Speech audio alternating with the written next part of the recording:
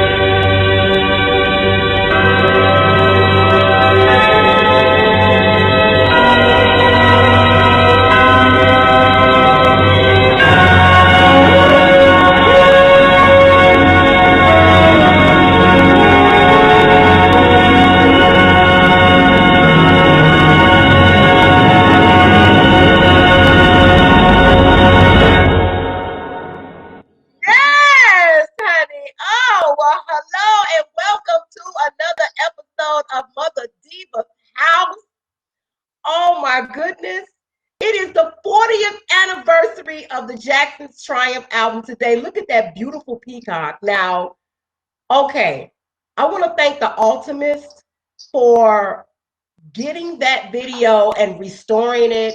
This video is like 40 years old. Let me go ahead and let it continue to play because we added some stuff to it because it was so spiritual. With the concept with the clouds and the rainbow and the fire and all of that. It was amazing. It was absolutely amazing. And so we went in, actually, a Bible study friend of mine, we actually went in and we added some scriptures and things like that because of the rainbow and all of that. But it was just, for its time, no one was making music videos like that back then. So I want to welcome you guys to the 40th anniversary of one of the greatest Jackson's album that has ever been produced. Okay, yes, this is the best album. It took you on this journey of just a peacock musical masterpiece, honey. And yes, of course, I'm wearing my house, representing house music always. I love this album. Let me just tell you a little bit of history of the Triumph album. The Triumph album was the 14th studio album by the Jacksons. It was released today, 40 years ago, October 18th, 1980, on Epic Records, which of course everyone knows is Sony. It was certified platinum in the United States and peaked at number 10 on the Billboard 200 charts. And it went platinum in like 2 months, which to me, it really should have went platinum the first week because this album was off of the coattails or coming out like a year after Off the Wall. So I just really wanted to do something special because the music on this album was just so amazing, absolutely amazing. So I have a very special guest that is going to be joining us. But before I bring my guest on, I just wanted to let you guys know the times that we're living in. We're dealing with viruses, bacteria, and there's a product that I've been using for years and did not know that it was paraben free. And you guys are going to be surprised when I show you. Palmolive. Do you remember that commercial back in the day when the lady was the manicurist and she said, you know, Palmolive, it softens your hands while you do dishes? It is paraben free, phosphate free. It is an amazing product. And what you guys need to understand about these chemicals in these products that we're using, they're causing all kinds of health problems. Parabens mimic estrogen by binding estrogen receptors or cells. Research has shown that the perceived influx of estrogen beyond normal levels can in some cases trigger reactions such as increasing breast cell division and the growth of tumors. Okay, so that's why a lot of women are coming up with breast cancer because it's the chemicals that are in the makeup, the deodorant, the hair products, everything. That's why you got to detox, honey. You got to detox. Get you some lemon and water. Also, alkaline water. That's very important because disease and infection cannot live in an alkaline environment. Okay, chlorophyll. There's another tea I take called Asiatic tea. So I wanted to share that with you guys, and hopefully Palmolive will decide to write Mother Diva a check. Now, another product I want to share with you all is raw sugar hand sanitizer. And the reason why I'm sharing this is because hand sanitizers have been linked to thyroid cancer, and they can also weaken your immune system due to this pandemic that we're living in now. So many people are just excessive with hand sanitizer, but it is really not healthy for you. So this is a plant-based hand sanitizer. Okay, it's paraben free. It doesn't have all those chemicals in it, and it's called Raw Sugar. You can get this at Target, and their website is rawsugarliving.com. It says crafted with love. They're out of Southern California. In fact, our guest that's going to be coming on is in Southern California. So without further ado, let me tell you the history of this genius this genius. Oh my goodness.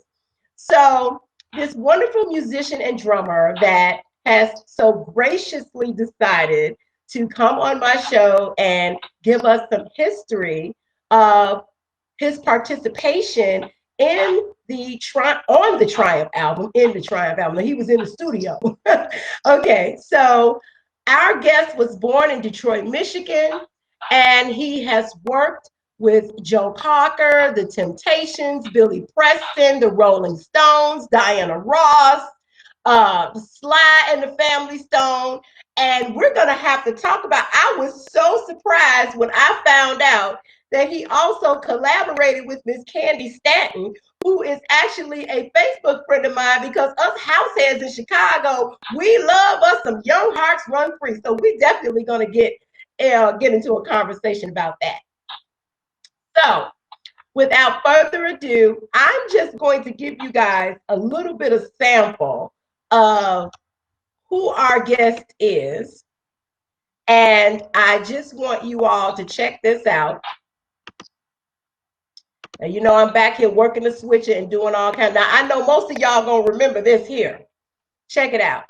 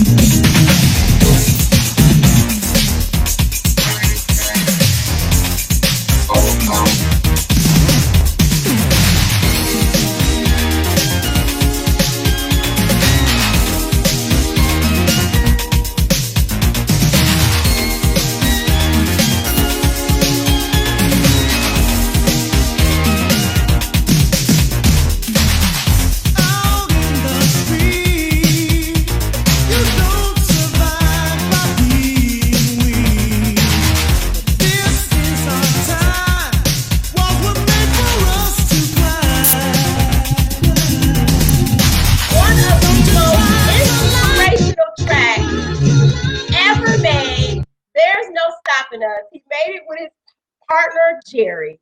I want you guys to get ready for the amazing, the wonderful Mr. Ollie E. Brown, drummer extraordinaire. Hi, Ollie. Hi. Hi. Thank you so much for coming on the show. I am so excited to have you here. My pleasure. Amazing. You know, when we were talking in the pre-interview, and I just to let everybody know, like, because some people won't even pay attention to the scroll. Your name is on the scroll, but there are people who are like, who is it? It's your name. And that's why I did it that way, because people just they don't read nowadays. We live in this visual society. But right. when Breaking first came out, and I went to see that movie, I was 13 years old. Okay, I'm 49 now. I know I still look 13. No, I'm just kidding. But anyway, I went to see that movie and I immediately went to the record store and I bought the soundtrack. And every day that I came home from school, I would play There's No Stopping Us. And that was the most inspirational song.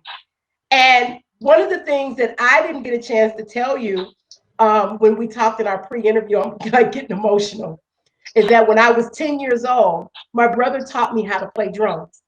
So I'm also a drummer. And he taught me how to read sheet music, the drum music, you know, the 1, 2, 3, 4, 1 and a 2 and a 3 and a 4.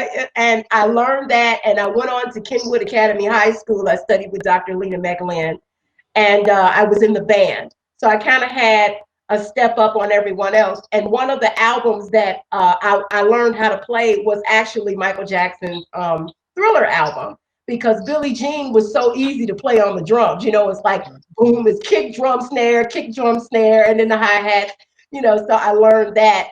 Yeah. But this album, we got to talk about this album. Amazing, amazing work. Just give us a little background. Like, how did you get started in the music industry, and how old were you when you started playing drums? You got that much time? People tell me about myself. I got started with Stevie Wonder in Okay. terms of name recognition and stuff, but I started playing music in elementary school, believe it or not. Okay. And I played in the school band, and I was at a talent show when I saw another kid playing what we call a snare drum, and they were having a music assembly like they would have at school, where the band would play, and everybody was raving about this drummer, and that's what turned me on, inspired me to play drums. To be honest with you, and then I went on to continue to play outside of the school by Okay. getting into a band that we had. Trying to jump because I can't go through all of it, but we Right. jumped and had a band in the neighborhood band, Okay. and we were called the Stingrays, Oh, and that Stingray. was Ray Parker Jr. and Nathan Watts, who also is a known Yes, musician and they played entertainer. on the Triumph album. Absolutely. Yeah, So and you've been doing Nathan a so long time. yeah. So That's we were like the top band around the neighborhood. So we would do a lot of park and recreation for the kids. That okay. was back in the day when they would bring like these mini little trucks that let down with a little stage, and we would perform, and then they would turn the fire hydrant on for water for Wow. the kids to take a shower. So That's it was awesome. fun playing for the school, and that led on me playing with my teachers Wow. on the weekends. Okay. So you fast forward. How did you meet Stevie Wonder? I'll say that one more time. How did you meet Stevie Wonder? I'm playing locally, and Okay. he was in the group. Not Steve was in the group. Ray was in the playing with a band that was called Ray. Bohannon. Bohannon had a band. Yes, Hamilton Bohannon, one of my clients. Right. So Everybody, get on up and dance. right. Get on up now. Right. Yes. All of y'all are Detroit people, right? Yeah, Ray played in his band, and his band would do a lot of the Motown productions when they would come in town if they didn't have Okay. musicians, and so he didn't like to play on behind a lot of groups because he had his own thing going, and Okay. I met him through Ray, and Ray who? Ray Parker Jr. Ray Parker Jr. That's okay. That's important. That's important now. That's important piece of history. Yeah, so he met me, and I started playing with the Temptations or whoever would come into this big nightclub called the 20 Grand. It was And in that was Detroit, in Michigan. Detroit. That was in Detroit. Yeah. Okay. Right. So And when did you make the move to LA? Because it seems like there's a history of musicians who were in Detroit, and when Berry Gordy decided to move to LA, a lot of them moved with right. Perfect example. I'm doing a show on the 50th anniversary of Soul Train. And when Soul Train moved from Chicago to LA, some of the dancers also followed Soul Train to LA and danced on Soul Train to LA. Same here. Yeah. So you decided to make that move to Los Angeles. Yep. Okay. And Ray started it because he didn't mind driving. Okay. I put all my stuff on a plane and in the baggage and tipped the baggage man and moved out. And he drove all the way across country. And then we got to LA with Stevie because Stevie would love to be in LA. He's in here now, actually. So we would do a lot of studio work, and everything would work out so we could play with different groups doing studio work. So we got to be very big doing studio work. Yeah. Okay, so moving forward, how did you end up working on the Triumph album? How did you meet the Jacksons? Because this is about the Jacksons, all the Jacksons that worked on the album, not just Michael, because I got a lot of Michael supporters. I'm like, this is a Jacksons conversation, Michael's included, but you met the Jacksons, and how did you get selected to play the drums? You know, give us some meat and potatoes in there. Yeah, well, what we did, again, studio work led to that. I got called Greg Filling Games. Mouse. He was the arranger, so he hired the musicians. I knew the Jacksons doing a lot of recordings in the studio because I worked on Jermaine's solo album. So serious? I forgot the name of it. I did so many albums with them, but so much. No, I've been very blessed in my career. Yeah, you have. Where one thing always led to the next. So that's how the Jacksons thing, and we were friends too. You know, even I think I'm not sure if I did LaToya before the Triumph album. Do you know which came out first? You did LaToya, Feel the Funk. I did read that. Yeah, was that before the Triumph album, you remember? Well, look, this is how we get stuff done right. We go and Google it. Let's see. LaToya Jackson, Feel the Funk. Let's see, it's a lot of shows out here. And these people, they're constantly giving out misinformation. So Feel the Funk, let me see, Wikipedia. It's not always accurate. If you feel the funk, it says it was released in 1980. And so it was around the same time because, because Triumph came out in October of 1980, October 18th, actually today, which is also, give a shout out to my sister, Vanessa and Matthew. Today is their 34th wedding anniversary. So I want to give a shout out to them. But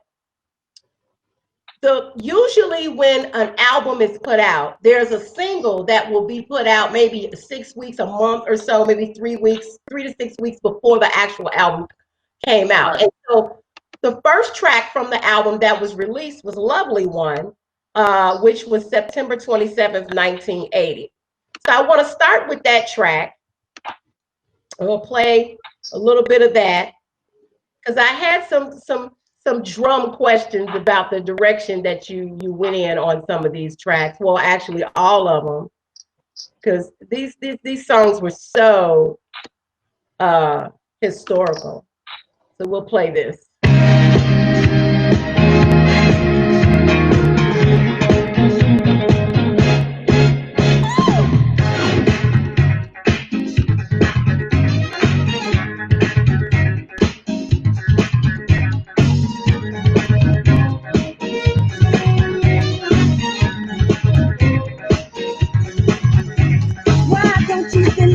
When I say that I love you, I'm crazy about you.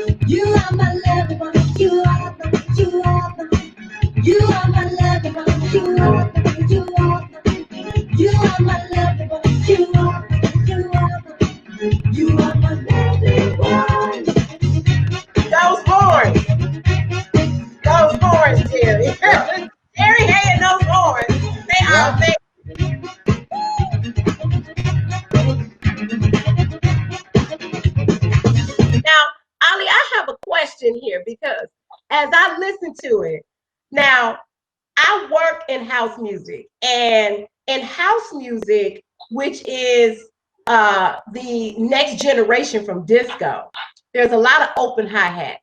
And when I hear Lovely One, I'm like, I'm looking for that. The open hi-hats when it goes, psh, psh, psh, psh, psh, psh, that's my favorite.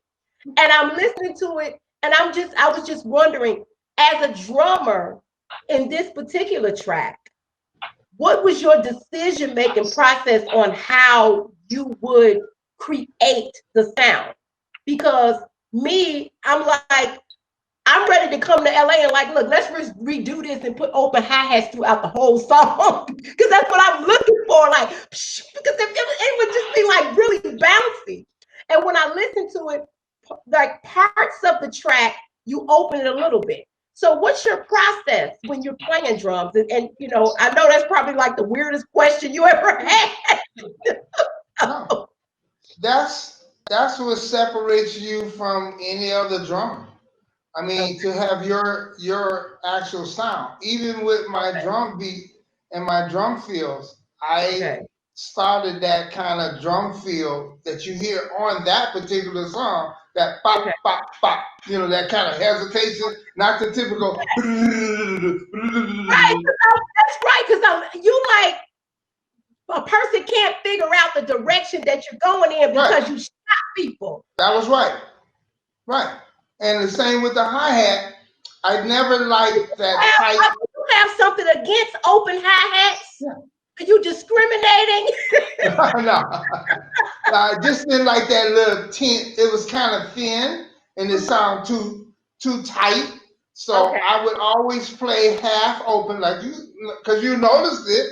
Yes. So I was work, and you're not the only person. Open hi-hats. It's 1980. Yeah. So it was always slightly open so it can dance a little bit. And then I would open it up wide so you can get the effect on certain parts of the song. And that's that was my, if you listen to a lot of the drums that I played on, you hear that more often. And the same with that drum feel. That I originated that feel. Put like this, it got popular on that particular cut. Funny enough that you played that one, which proves my point. You not knowing me or nothing, it stood out with you. Even though you like drums, so you have a little more good feeling on the words to use to this set, but the feeling hit other people the way it hit you. They just couldn't maybe say it like you because you were familiar with drums. However, it was mentioned. It has been mentioned all the time. Now, Lovely One was released as the first single from this album. It reached the number 12 on the Billboard Hot 100 chart, and it also reached number 2 on the Black Singles chart, along with Can You Feel It and Walk Right Now. We're gonna get into those tracks too, because what was number 1? Do you remember? It said it went to number 1. Lovely One hit number 1 on the dance charts for 1 week. Yeah, same with my record. That is so awesome. Yeah, it always depends on what else is out there. Might be super big. Like I had to compete with Prince with Purple. So I had a hard fight trying to get to number 1, but I went to number 1 on the dance charts. When Prince was There's No Stopping Us. Yeah. Okay. Yeah. So but it don't stop your check. That's right. It don't stop the check. Now, one of the other songs that the whole album was just amazing. But this particular track, it kind of reminds me of another track, and I'm trying to see maybe if that was the inspiration. I want to go ahead and play. This is actually, this particular version I found, Groove Funkle kind of did a remix of this, And the name of this track is Your Ways. We talked about this. So I want to go ahead and give a little sample of this.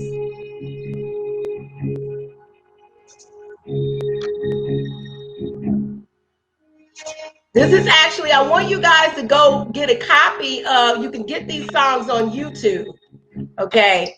But this is kind of like a remix.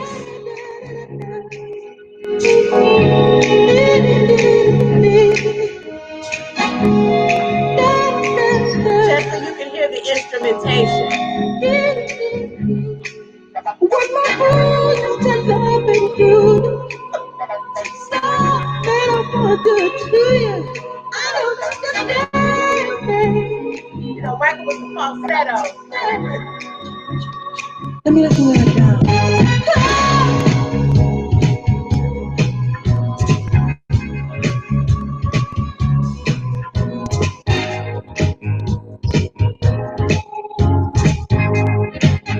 Now, right there. Now you hear that the direction is going in right there. Now I want to play something else that it reminded me of. Listen to this, Ollie. Check this out.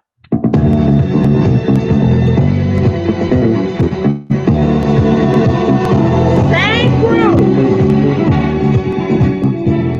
That's I want to be seen green from the wind. Sound just like Your Way.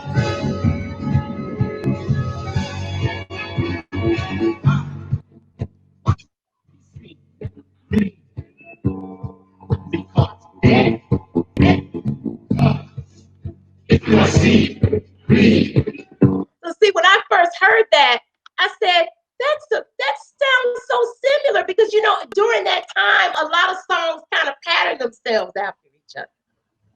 So when you were in the studio working on this album, was there sheet music? Did they have a direction on how they wanted you to play, or you just did Ollie Brown? It was feel. It was all straight up groove when we did the rhythm tracks. Okay. And see, what you have to understand was, and that's why you probably heard it, because even my thinking, see, around there you had the club thing was trying to be present, but I would always add more to it, so it wasn't so robotish. Yes. So you can put it on the doggone drum machine, and Your Ways is pretty much what we would call 4 on the floor. That's Hamilton Bohannon. I have to say this, and if you want to reiterate, he always, for the last 10 years, Ollie, Hamilton Bohannon says, Mother Diva, I created 4 on the floor.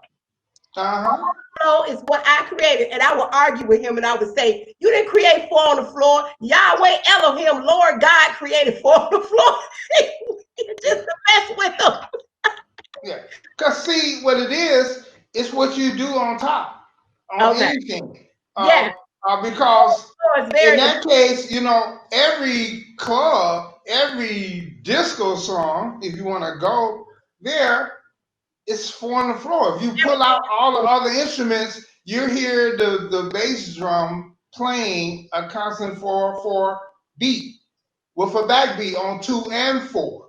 So the reason why they say a 4 on the 4 because 4 beats to a measure. 1, 2, 3, 4. Right, the drum beat is like that, and then it's just looped. Right, and so I'm gonna go ahead and play a little bit more of Your Ways because it's a groovy song. Here. There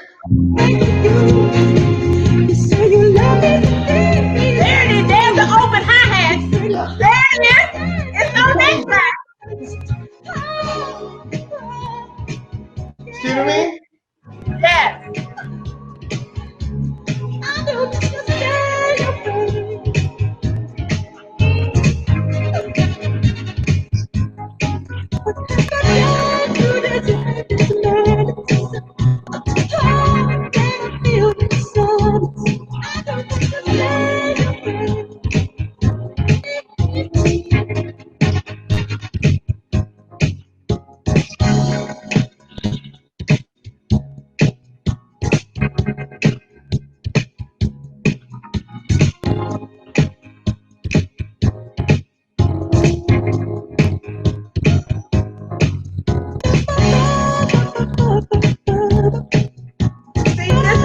is when they were creating it.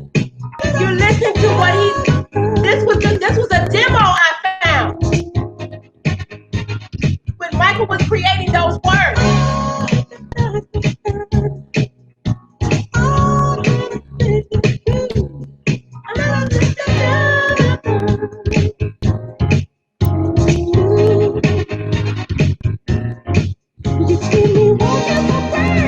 There go my over hi-hat. Disco. Right, that's disco. That's house music. Right. And that's me. Yes, I hear it. I was gonna ask you, was that you or Paulino? Oh. I hear it.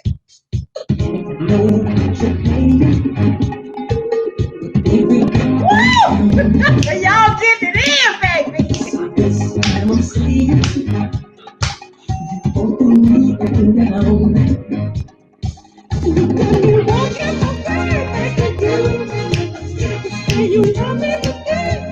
There we go. Right.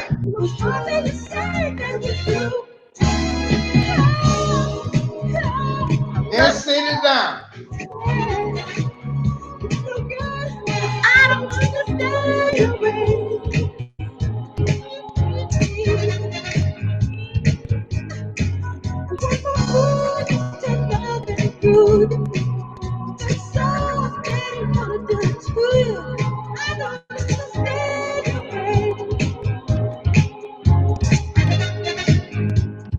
So, Ollie, when the songs are brought to you, and you're in the studio, on this particular album, it was all about feeling. It wasn't like, okay, this is how I want you to do A, B, C, D. It was just how. The answer is it was both. Okay. And that's why you don't get it from people today, because they're not musicians all the time. They might be a keyboard player that do it. The style of writing back then were charts for direction, because you take like the horn stuff, everything is developed around the first thing, which is your rhythm date. On your rhythm date, we have charts. Some people don't. It depends on the song and how much is brought in, if there's a demo or whatever. So when we're cutting, you got the type of musicians that are creative. Things were different when Michael was there, because we can hear what he was thinking, which we'll get into with Heartbreak Hotel. I mean, it's always different. And that's what made it great. There wasn't no set anything. Well, see, now, which brings me to my next guest, and she surprised me because I had no idea that this beautiful lady was going to be here. She sung with everybody. Yeah. Okay? Just sung with everybody, y'all. I got Miss Stephanie Spruill, who was the background singer on the Triumph album. Girl, you were turned sideways. Turn the phone the other way. Tell her to flip it. There you go, baby. Okay. Now you upside down. Okay, you one more flip. One more time. Hey, Ollie. One more flip. Flip it one more time. Upside down. One more. Good. One Good. more. Right there. Right there. Is this there you are, beautiful. Oh my God. Stephanie Spruill.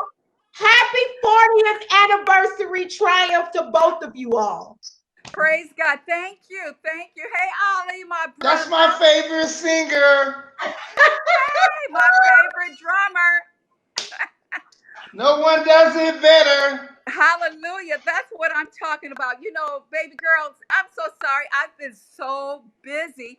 And I looked on my email and I said, well, let me just look and see what's going on. And girl, I saw this and I went in and I said, I'm on. And I said, I'm not even dressed or anything, but this is how I kick it at home, okay? So I said, Ollie, is in his studio. I said, I'm going to go in my studio because this is where I give my lessons because I have a strong voice and artist Yeah, development. And I'm teaching them, Ollie and lady, I'm teaching them how to do it right. You're Diva, right? They call you Mother Diva? Diva, yes, ma'am. And Yes. you know, Well, hey, I, what I'm I in want to the share, original article. No, go ahead. yes, you are. What I want to share is that what when I was a child, when I bought this record, because I have it, okay. Yes. When I was a kid, see, this is what we don't have nowadays. And I know that you're involved in the Grammys and all of that. And we've been fighting to try to get credits listed on iTunes and all these other places. But when Yes. I was a kid, let me tell you what I did. I pulled this album out, and the credit sheet was in the album. So Yes. I was in the middle of my floor, Stephanie. And Ollie. I was sitting in the middle of my floor, and I would read the credits. And this is how I learned who the musicians were. And there were two people that I saw on almost everybody's album, which was Greg Fillingham and Paulina DaCosta. I said, "Who are these people?" That's Because right. you because I would sit for hours and just read albums, and I was like, "Well, what's a Tiffany? And what's a Tom 84?" You know, I'm trying because this is how I learned. But with the kids today, it's all about streaming. And now here, and let me share with you the catch-22, because the catch-22 is this: the Grammys, in order for you to become a member of NARIS, if you Right. are a contributing musician to someone's musical work, you have to prove with some type of credit that you worked on Yep. that or that song. Yep. Well, if the credits are not listed on iTunes and Spotify and all these other places, Yeah. how do you prove that? Yes. See, it's all about education. Yes, yes, yes, it is. And you know, you have to stay on top of it as well because I'm also a union person. And Okay, if we're not a union person, we can't get our residuals. I'll be in a exactly. movie and checking out a movie and I said, "Oh God, I did that Donna Summer album, Ooh BB Pay to Two. Oh, I did. I just want to stop with okay. Oh, I did Enrique Iglesias. Oh, I did play tambourine on Elton John." And I go immediately because I was the contractor. I was a vocal contractor and I was a vocal arranger also for the backgrounds. So a lot of the Yes, producers and artists would call me and I would bring my crew and we'll show up and show out. However, it started with the substance of the knowledge that we have, like my brother Ollie. It's all yes, about old school. And old school, they gave us credit. Like nobody would know I played tambourine on all of Donald Byrd's stuff, you know what I mean? And stepping right. into tomorrow, the colorature, the high voice, that Girl, was you better me. talk You about know, what you do. yeah. It's all about Yeah. people believing in you at the time and giving you the credit. They don't do it like now and paying you. They paid us then. So being a union person, you make sure that And you I bet get you didn't even paid. think about the fact that this is the 40th anniversary of the album that you put all the choirs on. That's right. And here it is. They sent me, Yes, the Jacksons sent me the platinum album. That's right. It went look quadruple. at that. Oh my goodness, to even have this. Oh, wait, Yeah. wait. It I says wait a minute. thank you. Wait a Yes. minute. Put it back up because I gotta wait a minute. Hold Can on, you see Ollie. I it? gotta. Oh my goodness. Yes, that is beautiful. Yeah. Now And it says thank you. okay, so let me see. It says you were background on Can You Feel It? And I do remember seeing you on was it did you do it? I think you did some other songs on here too, right? Oh yeah. Oh yes. Yes. Of course. And I played tambourine on a lot of the stuff that the Jacksons Okay. did, and I also was the voice on Heartbreak Hotel. All of that. Oh, that was you. Really 'Cause I know ethereal. That Latoya did that was scream. moi. That was Stephanie. That was Stephanie Spruill. Okay, so wait, you know what? We're gonna play that. We're gonna play that right now. Heartbreak Okay. Hotel. Yes, Yes. yes. Yeah. Okay, But because these the Grammys, of course, 9 to 5, working 9 to 5. I played tambourine and did the backgrounds on it. This one, oh, Flash I Dance, wish they would do a sequel, Stephanie. yeah, what a feeling. Of course, Hot Stuff. Okay. Donna Summer. Oh, Yeah, I will survive. I go all the way back with my buddy Freddie Perrin. You remember Freddie Perrin? He's like the originator of all of the studio. And he would tell me, Stephanie, the way you do background arrangements, you need to write a book. And I did. I wrote a book, 17 Points to Longevity and Show Business, Staying Focused on Your Vision. That's wow. what it's Look all at about. This is you. what I'm doing. I'm paying it forward. I'm paying everything that God has bestowed on me. I'm paying it forward. That Okay. is And like Ollie has a plethora of records from Billy Idol, Moni Moni, good. to, like I said, Donna Summer, to Peaches and Herbs. Oh, honey, when I come back to LA, Okay. Rita, I, to, like I said, Gloria Gaynor. Stephanie, Go ahead. I'm planning my And 50th birthday party in Los Angeles in February. So when I come to LA, it's gonna be the Stephanie Spruill show, honey. I got to do a whole thing on you.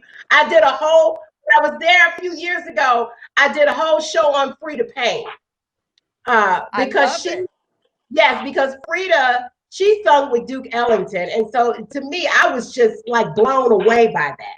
Because Yes, yes, that's my girl. and Yes, yes. Frida shared something with me that I found to be very interesting. She said that she only worked, to this day, she only works with musicians who can read sheet music. She's a stickler. She's a stickler. She's Yes, going around. yes, yes. We have the same designer, Linda Stokes, design all of Okay. our gowns and our clothing for performances, and other clothes. But yeah, Frida Payne is my girl. Yeah, she's That's my wonderful. road dog. And Quincy, if you watching, honey, you need to just go ahead and marry Frida Payne. Both of y'all need to just go on and get married and do the doggone thing. Quincy Jones and Frida Payne, he know he love him some Frida Payne. Yes, last performance I went to a play, and she brought him, and he was there. He loved him some Frida Payne, and He he still does. does. And there's a picture of them two on the internet, and he's just looking at her smiling and smitten. And I told Frida, she said, well, why don't you tell Quincy that then? I said, y'all need to go on and get married. Y'all worse than Diana and Barry. And so she said, well, you tell him that. I'm trying to play matchmaker. Yes, yes. So I'm going to go ahead and pull up Heartbreak Hotel, which just took you on this journey. Heartbreak Hotel was like a movie. Yes. It was a movie. Yes, yes, it was. And when he said he wanted me to do that, because I'm a colorateur, I have a 5-octave range. And when like the Mizell brothers or whomever used my colorateur voice, my lyrical soprano voice, Michael said he wanted me to do that. Ooh, follow that line. Okay, And, we're gonna depict this and pull this one apart. I'm gonna go ahead and play that. yes. Okay, here we go.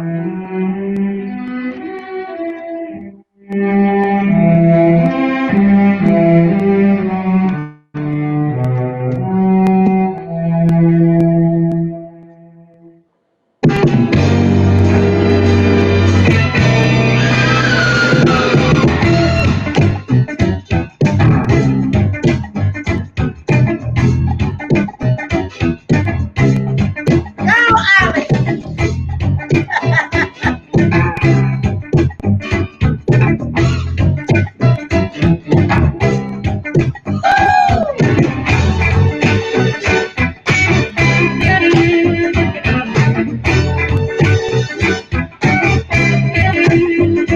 They said 10 years ago, this didn't function.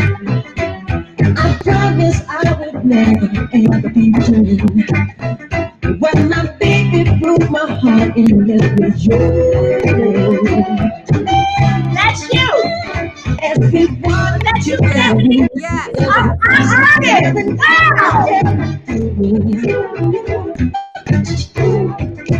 Someone said God come to the room, and they smell me by that look that's simply holding.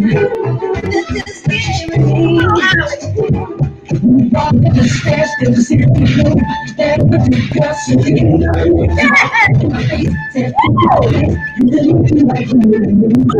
is Heartbreak Hotel.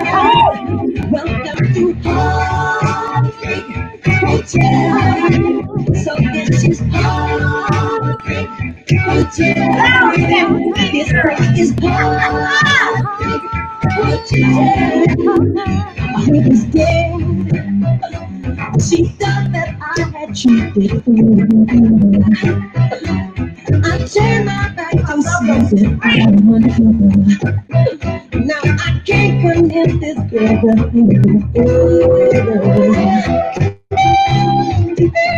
someone's evil to hurt my soul. If this was a trouble, then me God to hurt you. If this is me, then the man next door had told you. And did for 50 if this is we came to this place where the beach is trapped. Found everything women on the train hotel. We stepped into every guy that I knew, and my baby said love is so new. This is Ollie,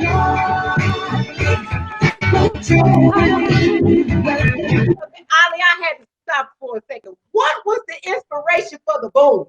It was like boom, chop, boom, chop, boom, chop. Where did that come from? I was like, whoa! This is a breakdown. You wanted to break it down, put some hot sauce stuff on it, huh? But see, when we doing the rhythm day, all that nice things, we don't have none of that. Okay, I just felt that by playing that groove, and Michael was just kind of spitting out how he was going to be singing it. So I brought that on, sort of had a little skip to complement where he was going to go with the lyric. It wasn't, he didn't have the lyrics. Right. Yeah, because I know some of the tracks. Again, that's the beauty in live recording. We were looking at each other in the eyes and just going, just like, I don't know if you stopped where you hear that break before the guitar, play that. If you can get to that, and I'll show you. Because I had an interview with Tito, and because the guitar solo was just out of this world. And I asked him the same thing. It's interesting to me because as musicians, I said, Tito, what was your feeling? And I said, I was like, how do you just do that? And he said, when I'm in the studio with my brothers, I just play what I feel. Now, one of the questions I have for you, first of all, the Triumph album to me was the best Jackson's album you guys ever made. You like that one, huh? On Heartbreak Hotel, that guitar solo. Yes. It was so much feeling and passion. It was like, I mean, did you just like step your soul into that? You know, what were you feeling at the time you did that? Well, when me and my brothers go in the studio, we just play what we feel and do what we feel, no matter what it is, you just let it flow. There's nothing really planned, you just go with the flow. And a lot of musicians, it's about feeling. And that's why I feel so connected to you all, because house music is a feeling. If you got to have a soul, to feel. It's about feeling the music. And there's even some DJs, because I work with a lot of DJs, a lot of hip hop DJs, a lot of them can't really spin house music because house music has more instrumentation and it is more rhythmic. And so they have a hard time with that. It's not just all drum beats. It has other elements to it. So yeah, I definitely want to get to that part. But what I want to ask you, Ollie, did you notice that when you all were recording, because Michael oftentimes writes according to the way he's going to dance. In his mind, when he's working in the studio, he's like, how I'm going to put the elements in on how I'm going to perform this song live on stage. Because if you've ever seen him do Heartbreak Hotel, he's all over that stage giving it to you. Yeah. So did you get the feeling of when you were working on this particular track that he was looking for direction of how he was going to perform it live. Was that your experience as well? His energy, yes, his Yes. energy is in my headphone. Like I was saying, when we started off the groove, he was singing how he wanted to lay down his vocal. It was no lyrics. Okay. He just that's I knew he was bouncing. Here, Ollie. Okay, so you knew he was. So Stephanie, was that your experience with the Jacksons as well, or Michael? Like how he would put music together? It was based on how he wanted to also perform live, because he was a visionary and wanted to see how. A lot of times what happens on the I didn't hear what Ollie. Wait a minute, I was just Stephanie. Yeah, I can't hear him. Can you hear me? Can you hear me? Yeah. Okay. Okay. Go ahead. However, back in the day, we would go in there and jam. It was a jam. That's why people like Michael and Julio and Elton and all these top artists, they would call the creme de la creme. Okay. So when they called the best of the best, they knew that they would come in with their skills and add to what they already perceived for their records. So they wouldn't just be so small-minded to say, okay, I'm not going to let Ollie, if he does something, a flam in there, oh, that works. Let's just do that again. We were, and we had fun because we were the creme de la creme. So they trusted us. Some of them, like Billy, a lot of the producers didn't even know, huh? No, I was going to tell you. What did you say, dear? My journey to you is very interesting. Ollie, I have to share this story. So I was looking up, I knew that the 40th anniversary of this album was coming up because I work in the Michael Jackson community. And I started reading the credits. And I said, I saw a singer that was on this album named Renee Kennerly. And I said, I wonder if he's related to Dr. Henry Clifford Kinley. So I went and looked him up on Facebook. Roger Kennerly. His name was Roger Kennerly. And so I went and looked Roger up, and I said, are you related to Dr. Henry Clifford Kinley? And he said, oh yeah, that's Uncle Cliff, because that's the gentleman who started a Bible class that I attended. It was way before I was born. And I said, you sung background on the Jackson's Triumph album? I want to interview you. And so we went back and forth on Facebook. He had his brother Renee call me. Me and Renee became friends. And Ollie, this was so funny. When 3 weeks ago, when I was going over who I was going to contact to try to come on the show, I called Renee and I started reading off all these background singers. He said, oh yeah, I know him, I know her, I know this one. He said, yeah, Stephanie, yeah, she's one of my friends on Facebook. You contact her because she was all in charge of the stuff. And so that's how I got to you, Stephanie. And I made comments and I inboxed you. And I said, well, I'm just going to leave it up to the Holy Spirit. If she's going to call me back or inbox me or come on, you surprised me today and I'm so happy. Oh, that's a funny story. In fact, Roger was my ex-husband. Okay. Back in the day. Back in the day. Yes. So, yeah, I hired them all. Okay. Michael called me at 3:00 in the morning. He would do that. Give me a hint. So how did you meet the Jacksons and start working with them? Okay, I worked with the Jacksons years ago, playing tambourine and singing on several of their records because I did a lot of Motown work. Okay. It wasn't Fonz Mizell or Freddie Parent, or you remember Ben Barrett? Okay, David T. Walker. I used to play with the David T. Walker band. I was a singer. Ben Barrett, I'm 49. Okay, I was a tambourine player and singer for the David T. Walker band. David T. Walker, and Ray Parker and Ollie, all of them that came from Detroit, they came here and we would have sessions over there off of Rampart, whatever the studio was. Anyway, Motown studio. So Ben Barrett David T. Walker turned me on to Ben Barrett, hence turning me on to all the sessions at Motown. That's how I was able to do a plethora of recordings, either with tambourine or You better let's shake. Okay, wait. I know we always okay, do it. I'm tambourine. gonna get back to Heartbreak Hotel.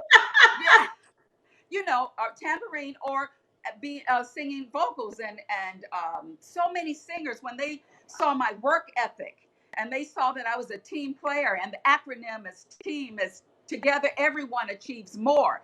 I got it. You see, I knew I didn't play the game of saying, oh, I gotta like this one. I'm just gonna go show up and show out. And I was very young, so I didn't know if they were backstabbing and all that. I didn't care. I just showed up with my box of tambourines, like David T. Walker told me, and sing my heart out.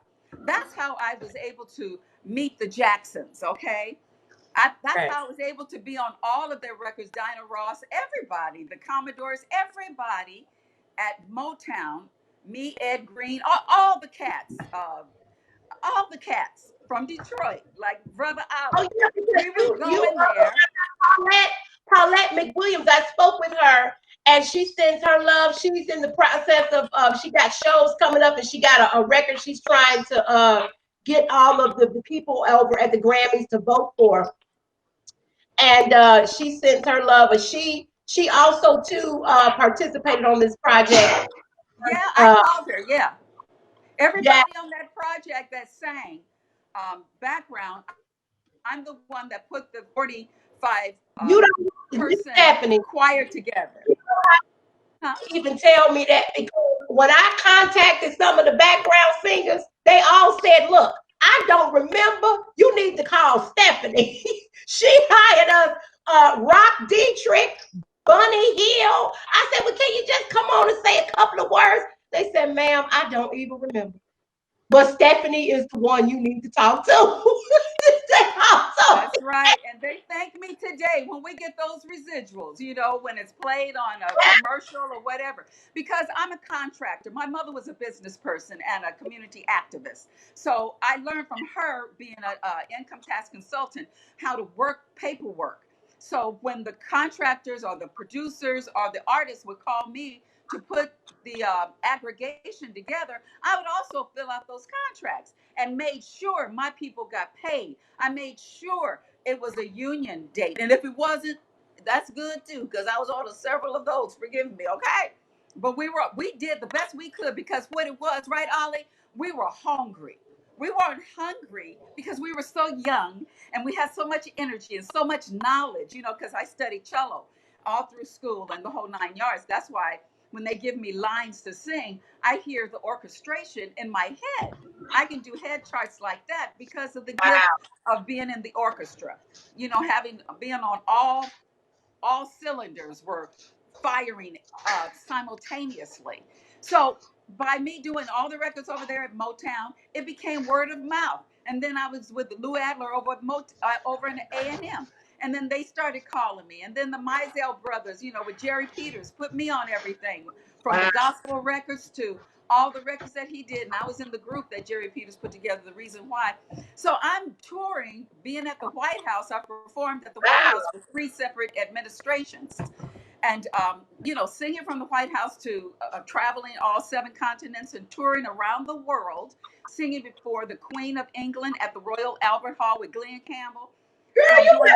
Singing from Bach to rock, and singing in different languages with Julio Iglesias and Enrique Iglesias and Ricky Martin that I have the platinum albums with, La Loca, all of and Juan Gabriel. I was the contractor. I was the vocal arranger on a lot of these. That's my second language is Spanish, and I have a record in Spanish. So that's what I do. I do all the gifts that God bestowed on me. And I was on Arista Records now. Remember, we're doing all these things while we always had our own solo careers going. Howsoever, the money I was making as a background singer doing 5 sessions a day, every day, 5 days a week, sometime on Saturday and Sunday, we showed up and showed out, right, Ollie? Right. And they were union sessions too. So And our sister got paid. This is the house that I live in. Those sessions paid for that. That Mercedes in my driveway. I know that's Those right. sessions pay for that. So going from Arista Records to Columbia, whatever. I want you to get back to something because I want to educate people because you're talking about royalties. Because oftentimes, yes, we don't hear what we've learned is that musicians and even background singers are for hire, so they get paid a flat rate. How did you get royalties? Oh, because I did union gigs, and I was blessed to be on some of the top records. Union background singers can get royalties if they're in the union. If they're on a hit record, now you can do a lot of records, and if they're not hits, and if they don't see the light of day, baby, maybe you won't get any royalties because they weren't. Check it out, because they weren't on commercials. The reason I mention I get royalties is because Hot Stuff, Bad Girls, Elton John, whomever, Can You Feel It? All these songs. Can you feel it in the commercial now? Check it out. Because I'm a contractor, I made sure my songs that I did, everything like 95% of the recordings, and I was with the artists when they were at the top of their game.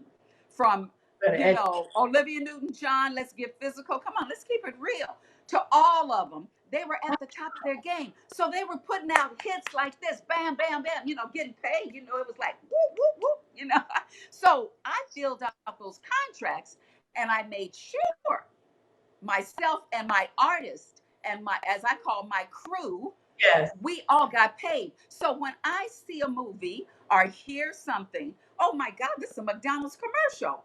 Oh, they're playing Hot Stuff. Okay, as they're biting into a hot burger, I'm calling my union. Hot Stuff just played. Send me the contract, the reuse. Email me the reuse.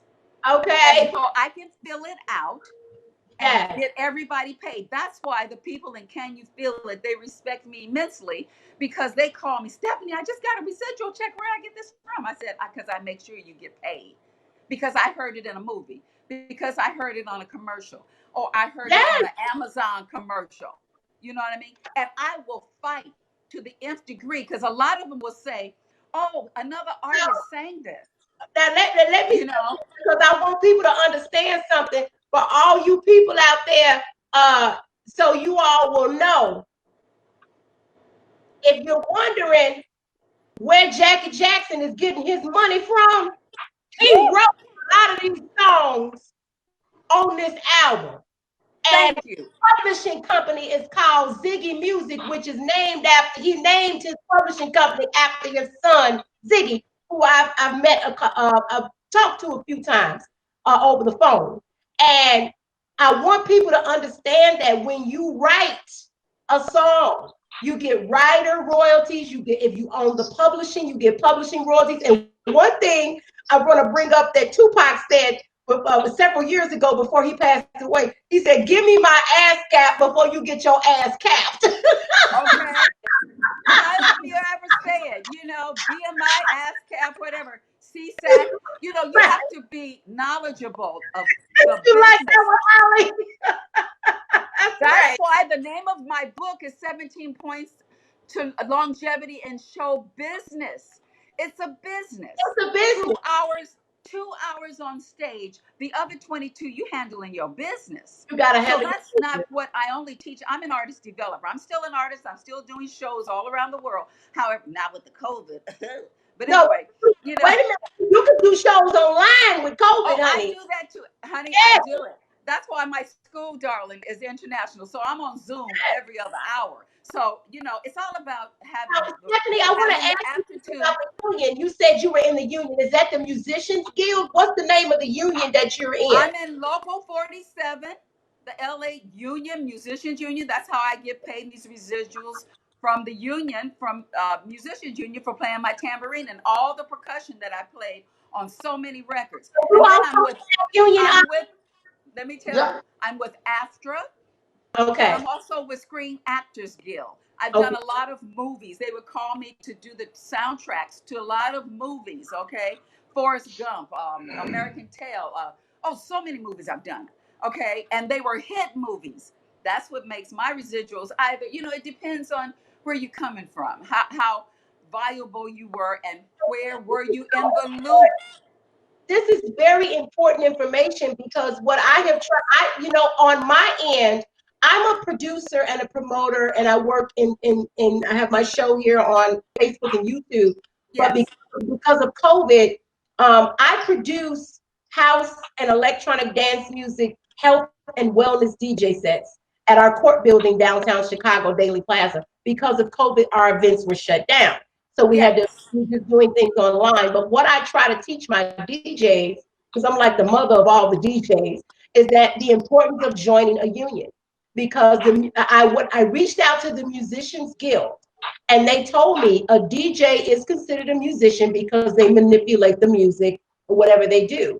And being in that union, they will fight for you to get your royalties. They will fight for you. Like if you get a gig with a club or a event and the promoter doesn't want to pay you or owes you money, they go after these people. Because I hear these horror stories with my DJs all the time that, they have a problem getting paid. And I'm like, you're supposed to get 50% deposit 30 days before the gig. And when you walk to the gig, you're supposed to hand you your money before you start doing anything. So yeah, but you guys do a lot of songs when you mix in different songs. What they also don't know, and they can't get you paid if you don't know about PPL, that's in Europe. If you don't know about CSAC, because I'm a writer, I wrote hits for John Lucian.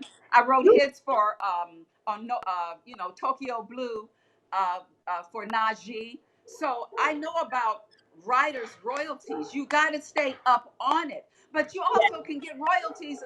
There's exchange music. There's so many.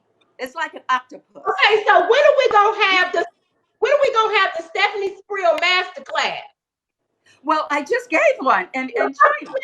That's what I do. I give master classes, Okay, so Ollie, we gonna get back to Heartbreak Hotel because you wanted me to get to that part before the guitar solo. You had something you wanted to say about that, so I'm gonna finish this out. Yeah. Okay, here we go. So people hotel. This place is heartbreak hotel. Someone down the hall. This is heartbreak hotel. Together gonna dance. This is heartbreak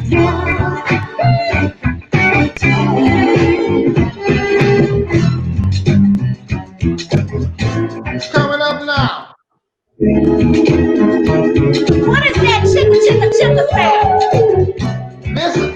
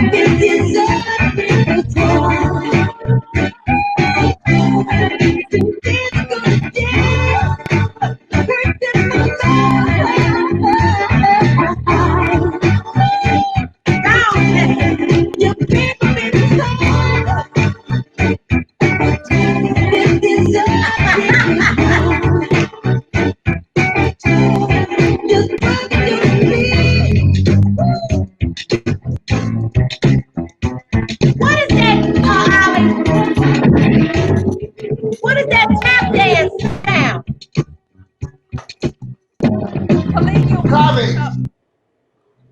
Castanets. Oh. But what I wanted you to hear, you heard that drum fill, right? Well, I can't hear That wasn't never even there.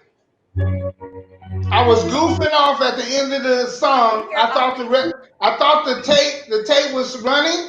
I thought we were finished, and I just felt like doing that. And then they cut it.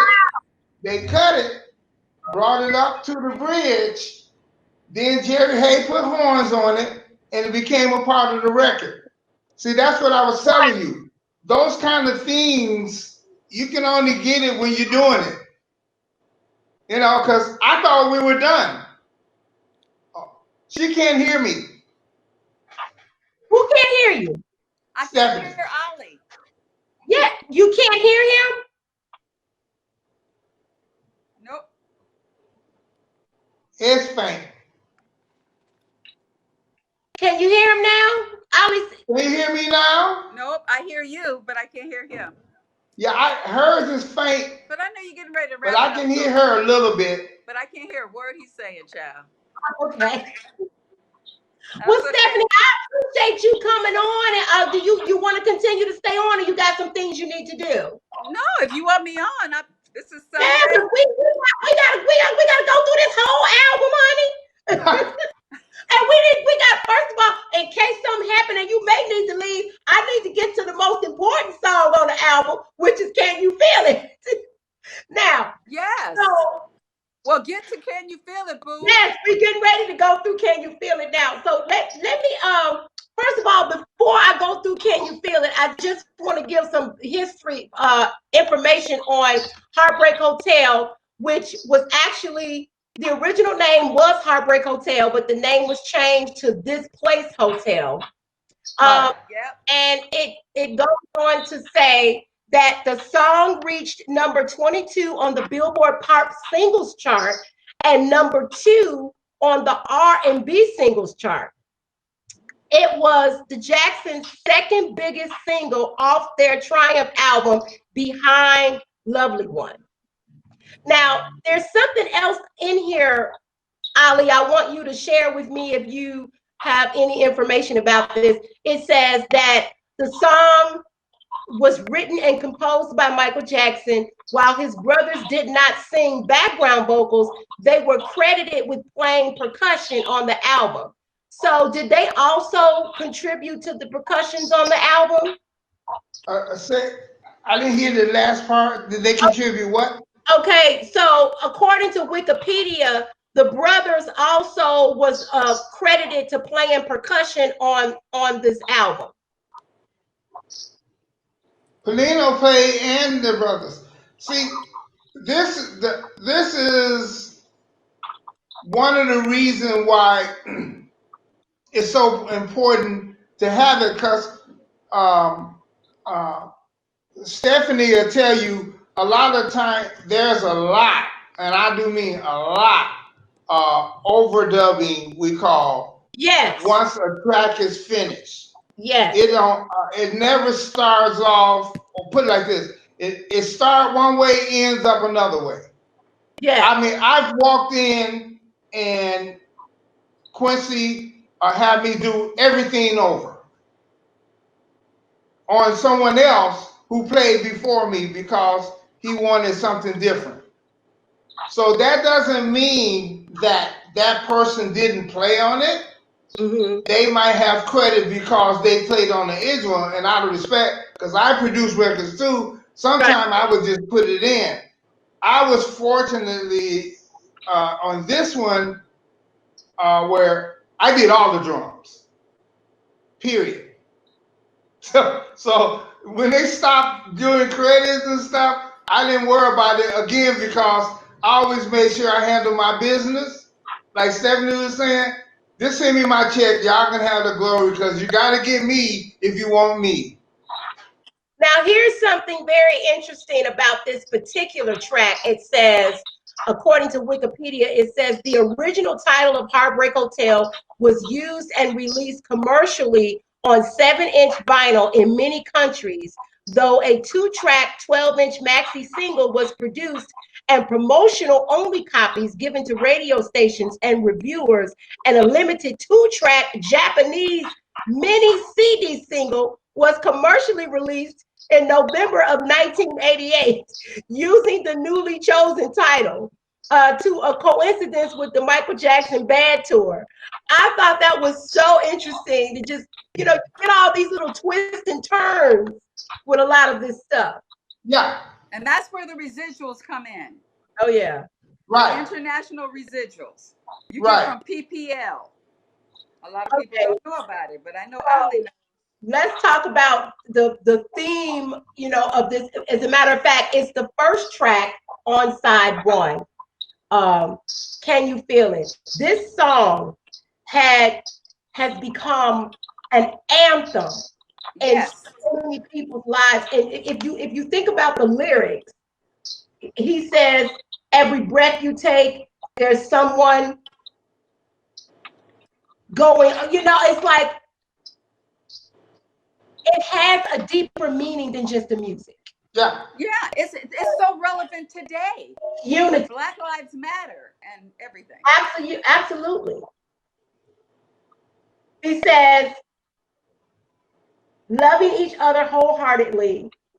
Take my message to your brother, tell him twice. Take the news to the marching men who are killing their brothers when death won't do, because we're all the same. Yes, the blood inside of me is inside of you.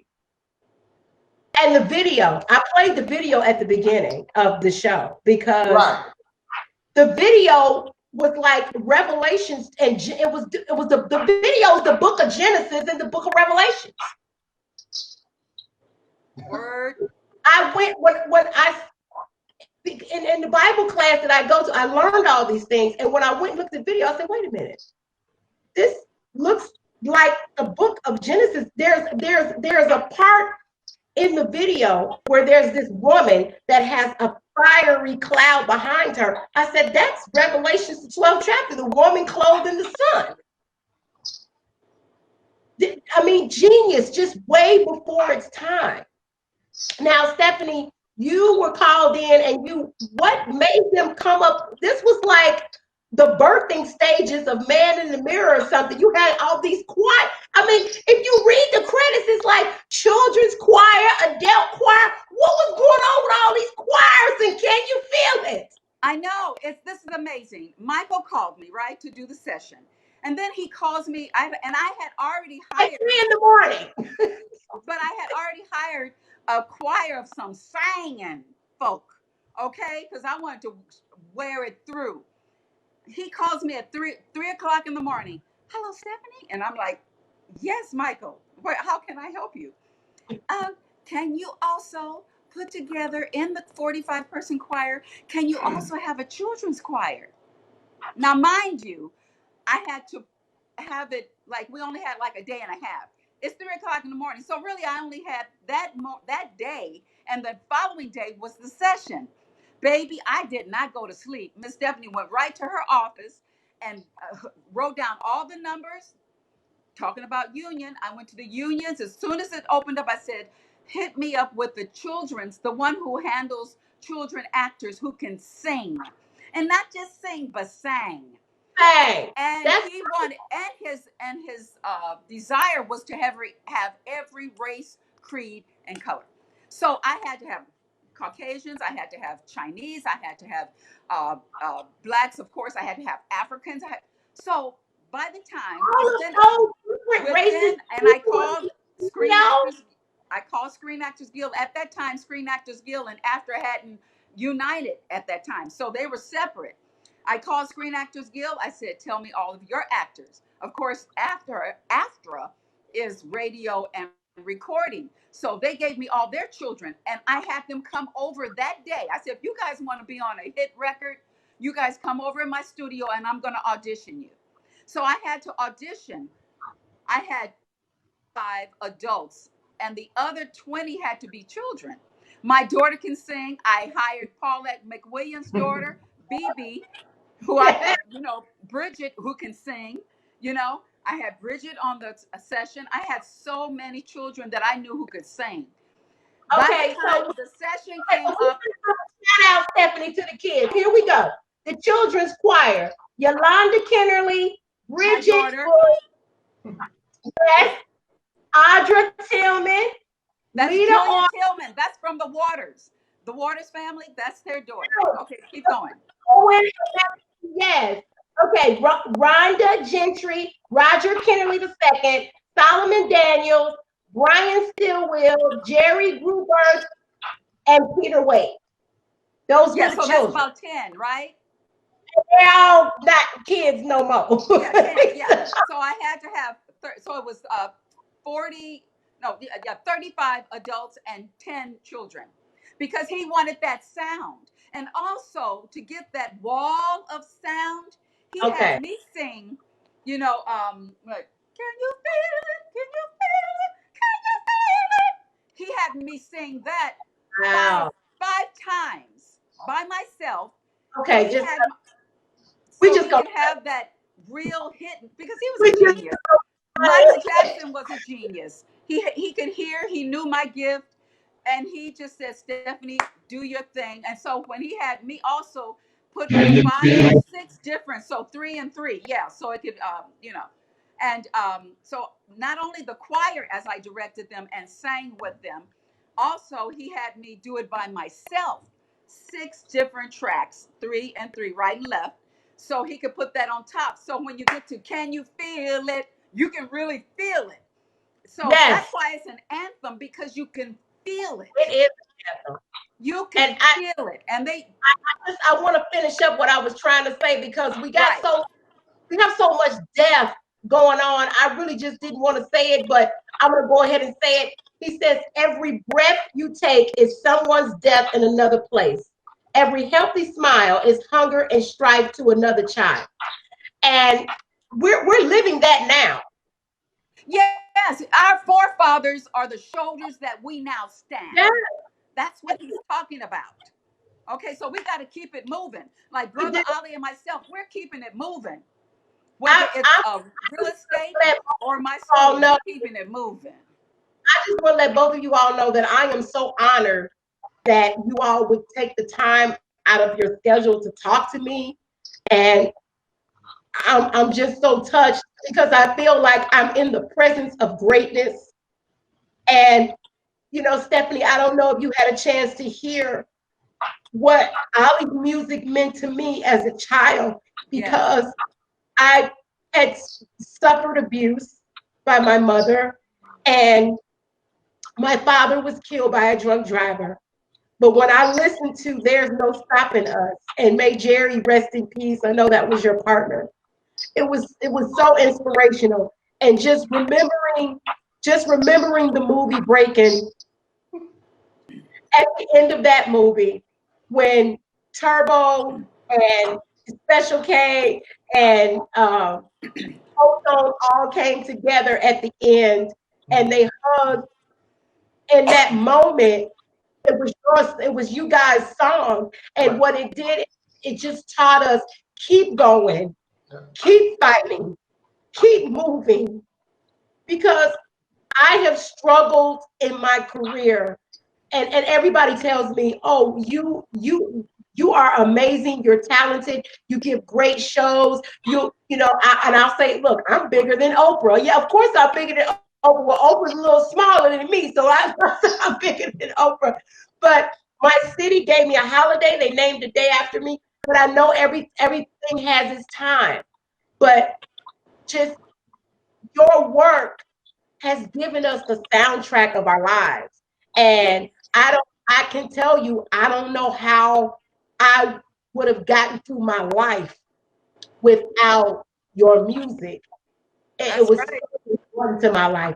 And Ollie, I have something special for you. I got a surprise for you. Somebody's on the line here. Where's my surprise? Are you here, surprise?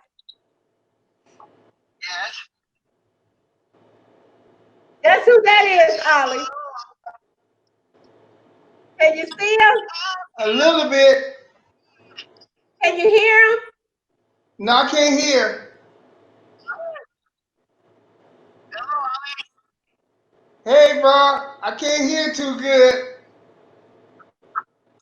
Let me see if I can turn it up. You want to try to come in on the feed? That's Michael Boogaloo Shrimp Chambers. Turbo. Hey, bro,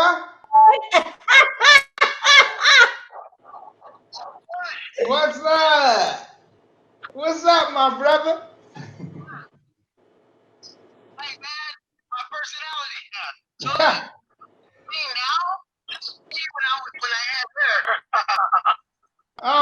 that's great.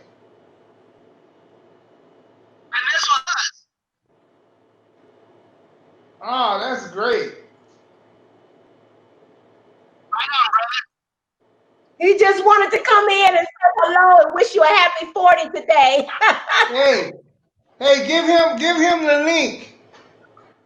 Yeah, he has it. Shrimp, try to come in on the link. He tried to come in. You can only hear his voice.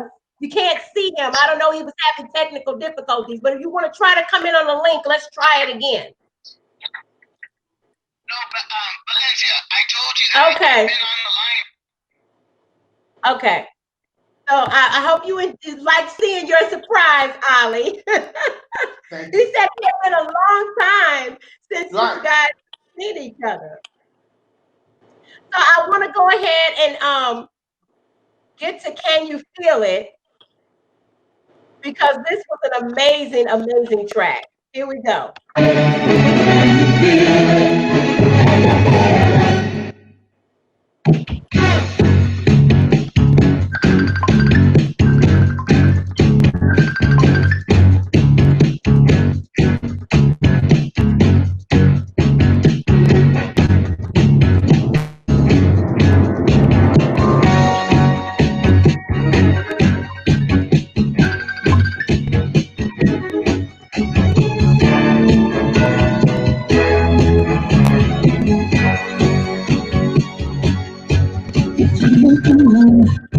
The world's come together now.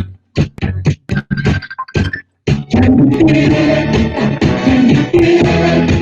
Can you feel it? Feel it in the air. The wind is taking me everywhere. Can you feel it? Can you feel it? I hear you.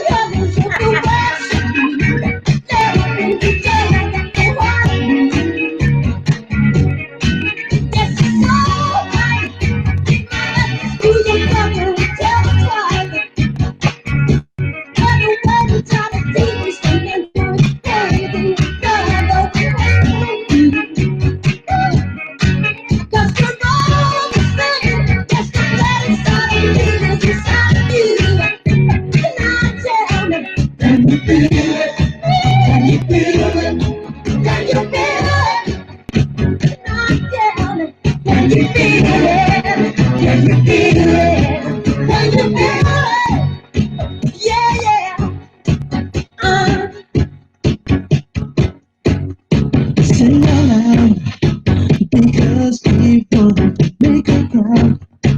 Yeah. Touch your hand and sing a song so pure, so it should be. Tell me, can you feel it? Can you feel it? Can you feel it? Yeah, yeah. Can you feel it? Can you feel it? Ooh, all the children of the world.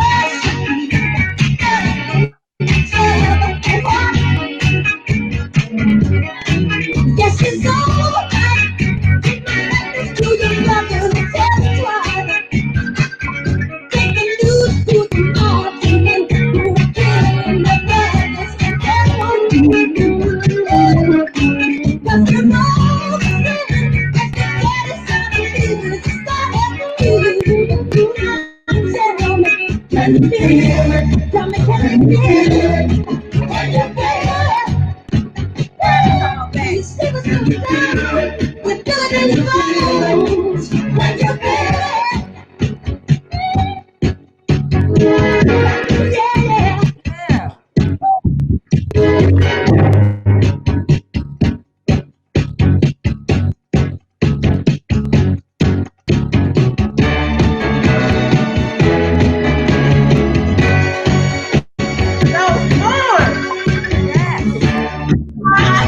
Jerry, hey, we love you.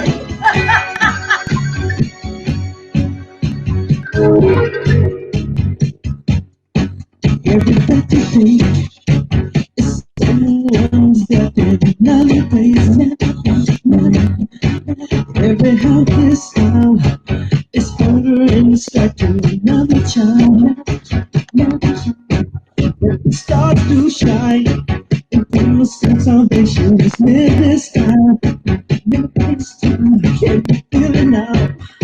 So brothers and sisters, show me know how. Now tell me, can you feel it? Tell me, can you feel it? Can you feel it? Can you still go down? Open up your heart. All the children of the world.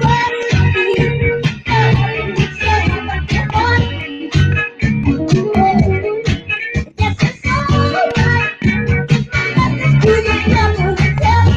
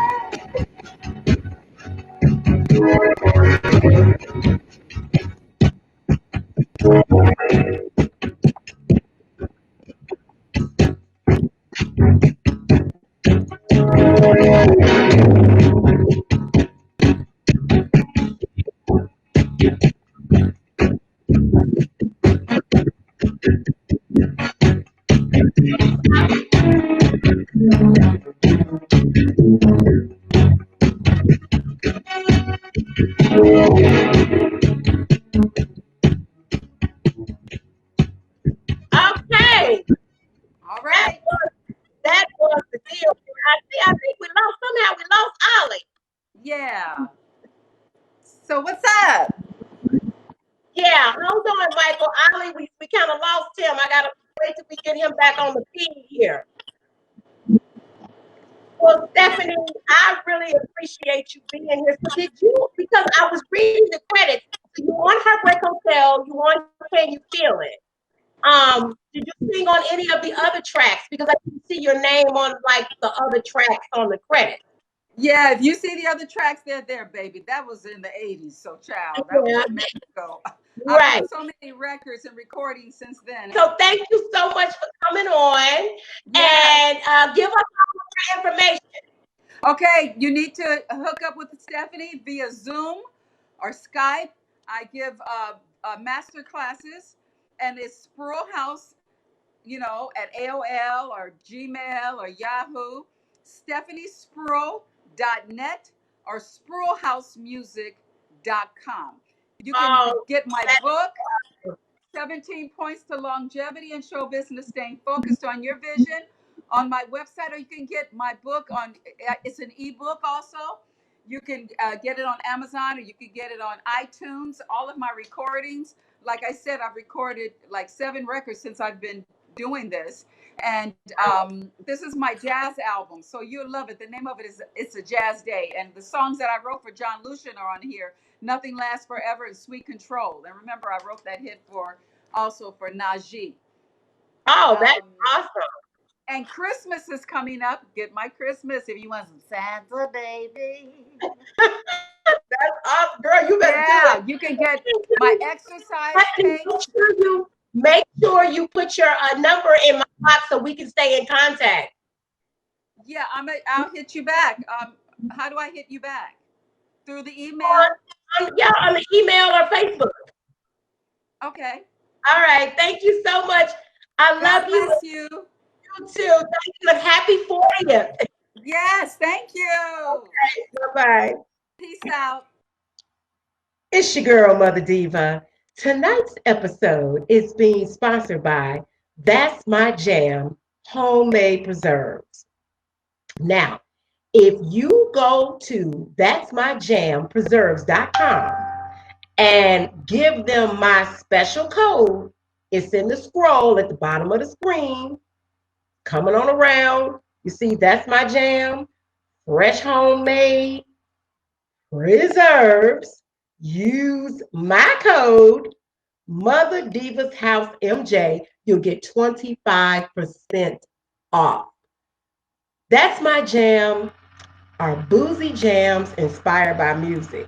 Now, my favorite is the banana pancake, but the peach and the apple is the bomb. Honey, you will be lit, okay? Because these are some jams that got some spirits inside of them, okay? So go to That's My Jam preserves.com, use my code MotherDivasHouse MJ and get 25% off. Now back to the show.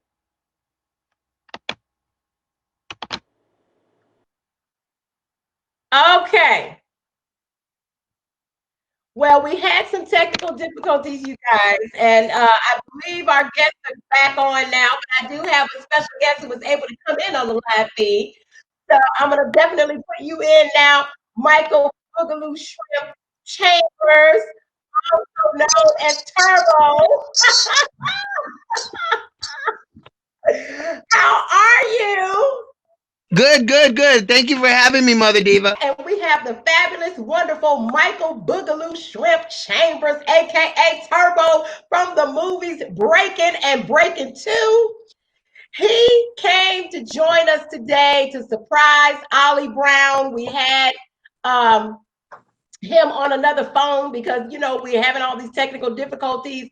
Ollie was here earlier. We're trying to see if we can get him back on. We had some technical problems, but today is the 40th anniversary of the Jacksons' Triumph album, and we just wrapped up with Stephanie Spruill, who was background singer on that album. Ollie E. Brown played the drums, and he's also known for the duo producer group Ollie and Jerry, who made the anthem, the breaking anthem, There's No Stopping Us, No Stopping. So Michael Boogaloo Shrimp Chambers was actually listening to everything that we talked about earlier, and he just wanted to share his take on what he learned, what he heard, and the history. And he has such a wonderful history himself, just as a dancer and going on tour with all these wonderful artists. So it was a great tribute tonight, wasn't it, Michael? Oh, you know what? It was fabulous, and I have to say, I've been an avid admirer of Ollie's background as a musician and his contribution to music, and the late Jerry Knight, who they did wonderful work, you know, for the Electric Boogaloo soundtrack. But I just thought it was cool because I was a kid. I was 17 when I did the first film and 18 when I did the second film. And the thing is, later on, I started following everybody who was involved in my life as a teenager. And I was just blown away that Jerry Knight went on to do the album with the Jets, Curiosity. Yeah. I mean, he was involved with their music, the Wolfgram family. But I was blown away about Ollie because Ollie had worked with Ray Parker Jr. with radio. And he doesn't know this, but I actually started my dance career to Still in the Groove. You know, I mean, for those who like, no, if you think about it, if you think about it, when radio put out, you know, their music, you know, Woman Needs Love, you know, and then Jack and Jill, those two were the club hits for those who like to groove and Still in the Groove. Bow, bow, boom, ow, bam, bow, bow, bow, bow, bow, bow. I mean, we would solo dance to those songs. And so as a kid, I was always, you know, dancing in the 70s to those songs, you know, and the 70s, early 80s. And the thing is, it's just beautiful how God brought us all into this circle together. It's like I started off to Ray Parker Jr.'s and radio's music. Ollie Brown does Breaking 2. During those times, I work with Michael, and then Ollie works with Michael on Bad, you know, and so there were a lot of things that I didn't get a chance to, you know, to hear. That's why I listened respectfully to the interview and the whole thing about Frida Payne and just everything. I mean, this was just a really respectful R&B house music history timeline, you know, and then the fact that we all have respect for each other's careers, and then, you know, this 40th, it's just a bit, you know, it's a breath of fresh air in the COVID times, and with all the tension that's going on with the Black Lives Matter and all this. Yeah. This is like it's a breather from all the stuff that's on the news. I mean, I listened intently. Okay, it's okay. If he can't get back in, then he can come on the phone. So that's okay. No problem. I'm not gonna touch anything. No, right. Because I remember when Erykah Badu was having problems with her feed. It's just always something. So, I bet you Erykah said, I think I better call Tyrone. But she's like, excuse me, but if I do, you can't use my phone. Right, exactly. So, Michael, I'm just curious to know, like, this Triumph album to me was one of the best Jackson's albums that was ever made. Oh, okay. And are you familiar with a lot of the tracks on the album? I mean, did that album give you some kind of inspiration? I know, Can You Feel It? Well, you know what? I think that when I listen to you talk about Heartbreak Hotel, that when I first heard that was a serious song. I mean, Michael's approach to that song, even the beginning with the violins, it was like a story, like where you like he was. For me, this is just my opinion. Right. At that time, you know, we were all dancing to "You Are Mine, You Are My Lovely One." Yeah.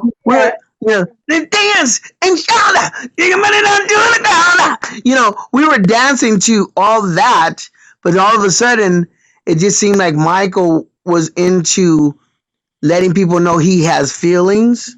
Right. And when he did Heartbreak Hotel, you kind of felt emotional because he was talking about, you know, serious stuff, you know. I don't know. I mean, I think he was trying, just my opinion. For me, when I heard Michael, let me share something. Excuse me? I said, let me share a background with you about what the song entails. It says the protagonist speaks of a time when 10 years ago he took his girlfriend to a hotel for a romantic night, only to find out that it was designed specifically to break couples up. The staff at the hotel gave the girl the impression that he had cheated on her with someone else, something he did not know, which caused her to break up with him in the hotel. So it was like a scandalous brothel. Right. That was wrong. You know, but what's so interesting about that whole concept is the fact that there's a TV show that's on the Urban Movie Channel that actually they have this game. It's like a game where it's designed to allow you to date other people to see if your relationship is strong and you guys either going to break up or come back together. So this song was way before its time with the content, the storyline. Yeah, but so back to my original answer to your question, you got to remember, I was very, very young when that song came out, but I was knowledgeable because I started my career off with Lionel Richie, and Lionel Richie don't dance. You got to really pay attention to music with that guy. So I was forced on that tour with Lionel to sit and wait for it was time for me to dance. And so I had to endure the whole concert. We were the last show. We were the last ending part of Lionel Richie's tour. So I'm just going to take you through a brief walkthrough. Okay. I had to endure and learn all that music and everything, the soundtrack. I had to wait until the end of the night to do my thing. So of course I was learning because I was in school. I was in Lionel's school, who was a spawn of the Motown family. So the thing is, just to give you that heads up, that you know where I'm coming from, because everything else after that pretty much explains what I learned. So yeah, I learned music. And so back to your question with Triumph, when Triumph came out, we went through Dancing Machine. We went through Lovely One, Shake Your Body Down to the Ground, you know, Enjoy Yourself, all the dance stuff. But by the time I heard Heartbreak, I think for me, looking at Michael, you said that he danced, he was moving and expressing on stage to that. But the thing is, when I heard that song, there was no music videos. I never seen a music video to that. So you had to listen and kind of close your mind and mentally picture what was going on. So I was like, okay, school's in session. This guy, this guy is being serious, and he's talking, he's speaking to us. So school's in. So I listened to it and I closed my eyes and I was like, wow, that's when I was like, wow, Michael's a grown man, but he's deep now. And then later on, when he sang "She's Out of My Life," now you felt bad for him because when he started crying, if you close your eyes, it sounded like he was crying in the studio, like he deliberately recorded that song after he broke up with somebody or somebody heard him, because you can actually, if you know, it's true, you can hear him sniffling. Yeah. You can hear him sniffling. Speaking of which, Michael, if you could give me just a little bit, I'm going to play a similar song from the Triumph album that's very similar to Out of My Life. It's called Time Waits for No One. Are you familiar? But didn't you say that on Triumph, if I'm not mistaken, isn't Can You Feel It on there? Yeah, we played that already. Now, well, I was answering your question. Not only did I articulated what my thoughts were with Heartbreak Hotel, but one thing I like about Can You Feel It, it was before its time, because when he said, because we're all the same and the blood inside of you, he is talking about, look, we all came from one mother, which was Eve. Jesus Christ died for all of us. What is all this fight for? He said it without even saying it. Today, everybody's talking about this and that. It was right. That song was right on the money, because he said, because we're all the same. The thing is, he said, we're all the same. That's right. I want to play this. I want you to listen to this track here. I was feeling it. This is Time Waits for No One.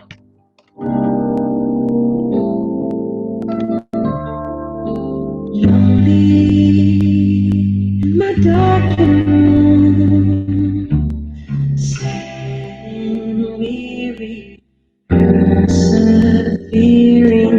love.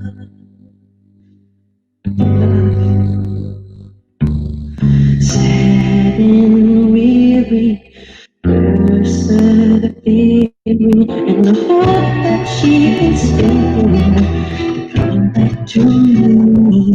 Is it possible she's still open the door?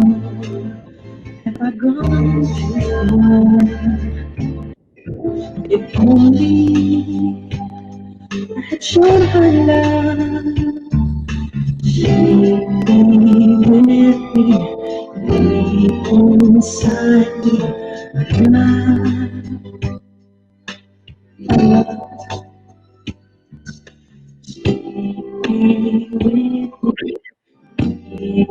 inside me, and I hope that she can stay back to me.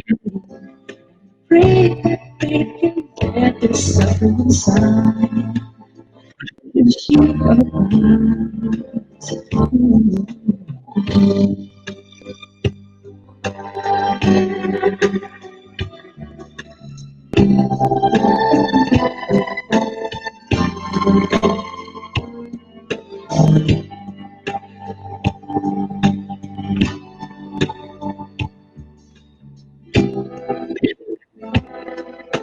This part right here.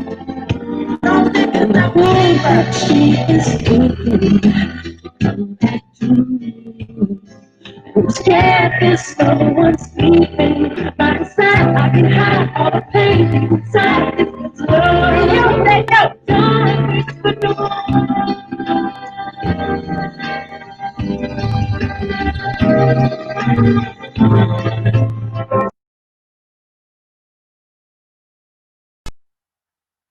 Honey, that Time Waits for No One, honey. That just does some things to me.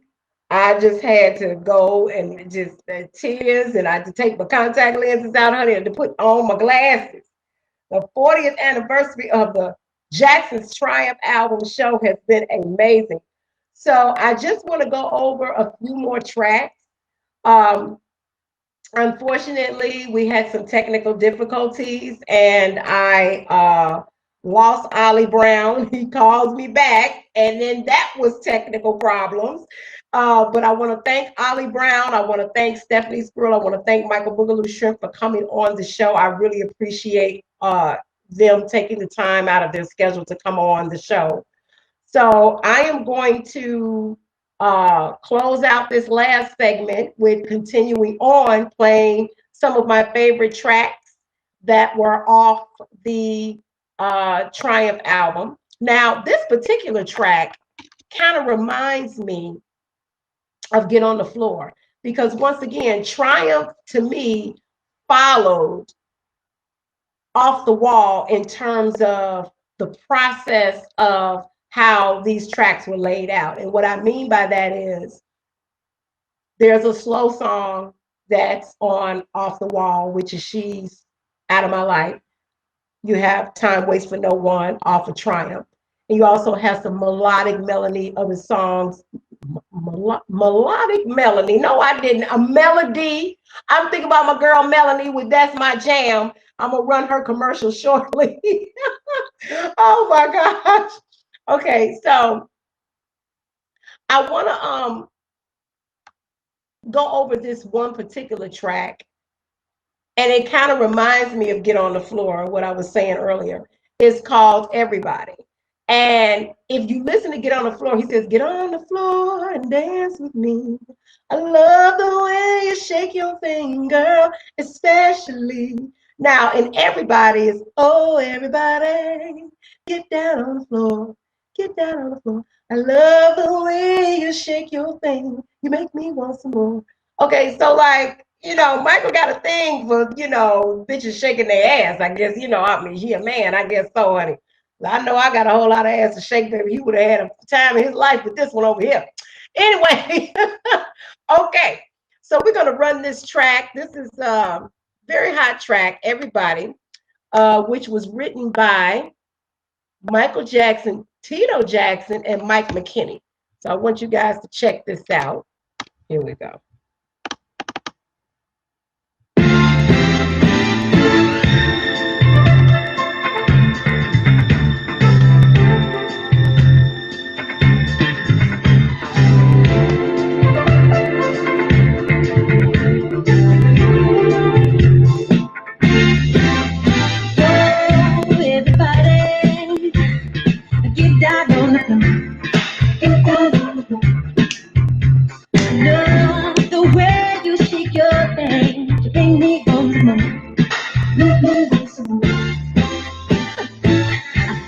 Divas and shake bounce. I want my life so fancy free.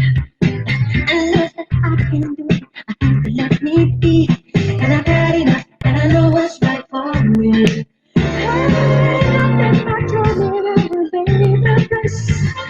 All you have to do is say my name aloud. Forget your worries in this dance and shout. All you have to do is say my name aloud. Oh, everybody, get down on the floor. Get down on the floor. I love the way you shake your thing. Bring me on the moon. Make me want some more. Listen, this time I'm feeling all of my cares behind. I just feel like that it's fine. No more to pain, it's nice thing to be. And I got enough, and I know what's right for me. Hey, that's my time that I have paid the price. All you have to do is say my name aloud.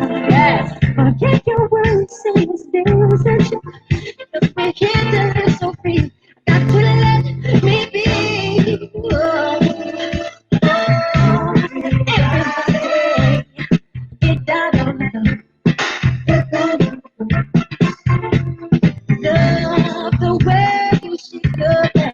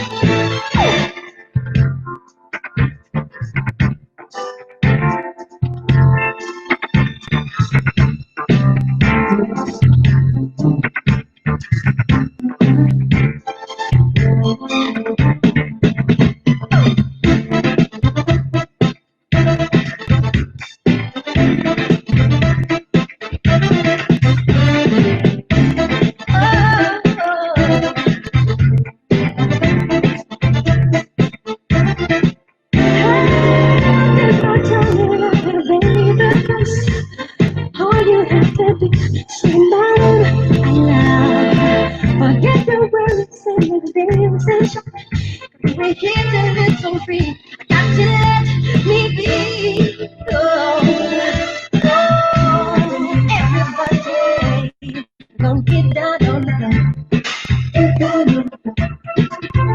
I love the way you shake your thing.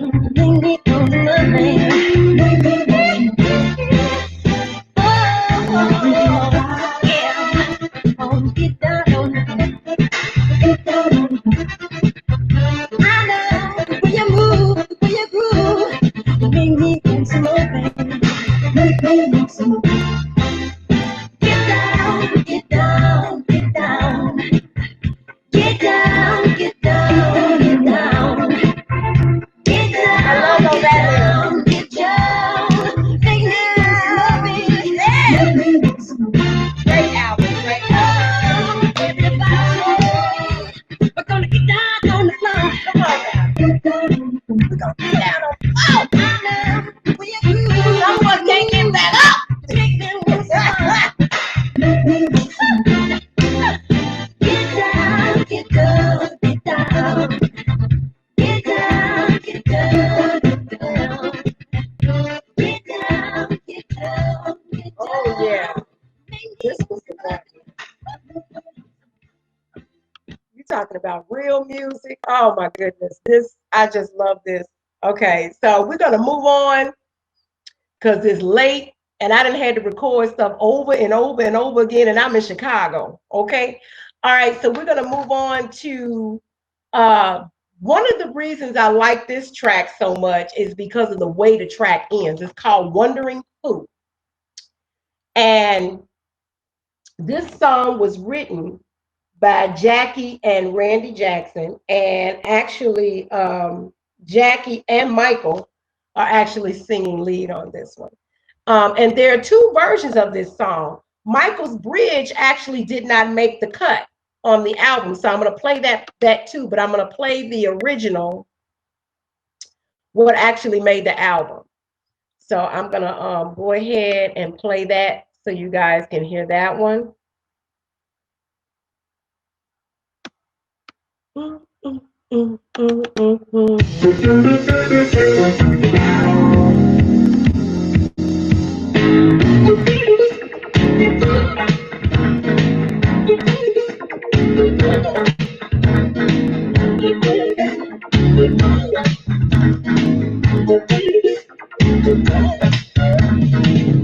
I've got you wondering look what you put me through.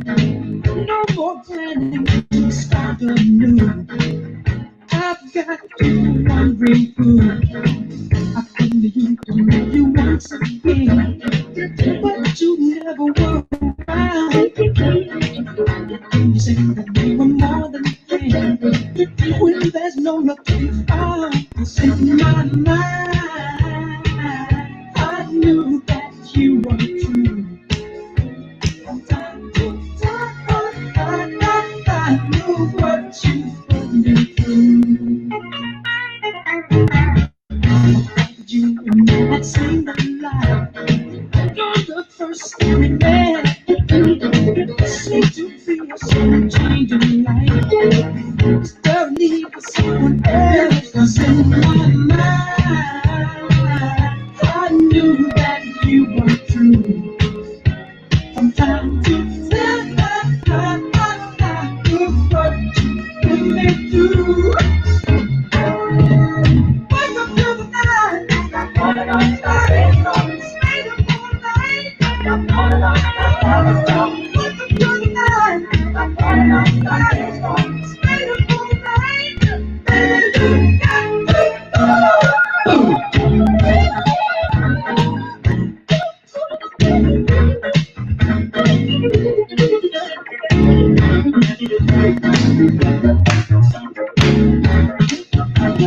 oh, I've got you wondering look what you put me through. No more planning to start anew.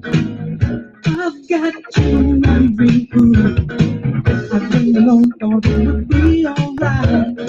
Maybe it happened all too fast. Lots of time to happen to me. Let me crying all time. 'Cause in my mind, I knew that you were true.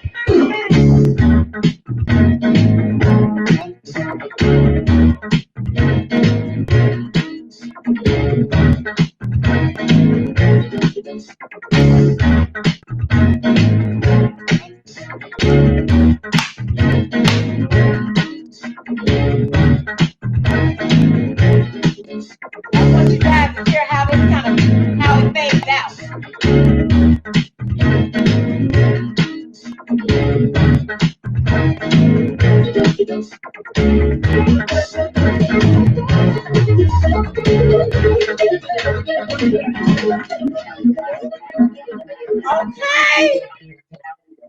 That's some Roger Travis shit, baby, right there.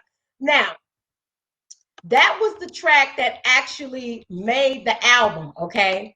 But now I'm gonna play something that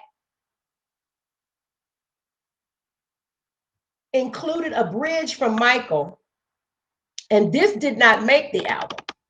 So I'm gonna fast forward it so you could just hear that one part of Michael's bridge right here. Did you tell me this was over? Check it out. There ain't no use talking me over. Or can you try to tell me sooner? Or can you tell me this was over?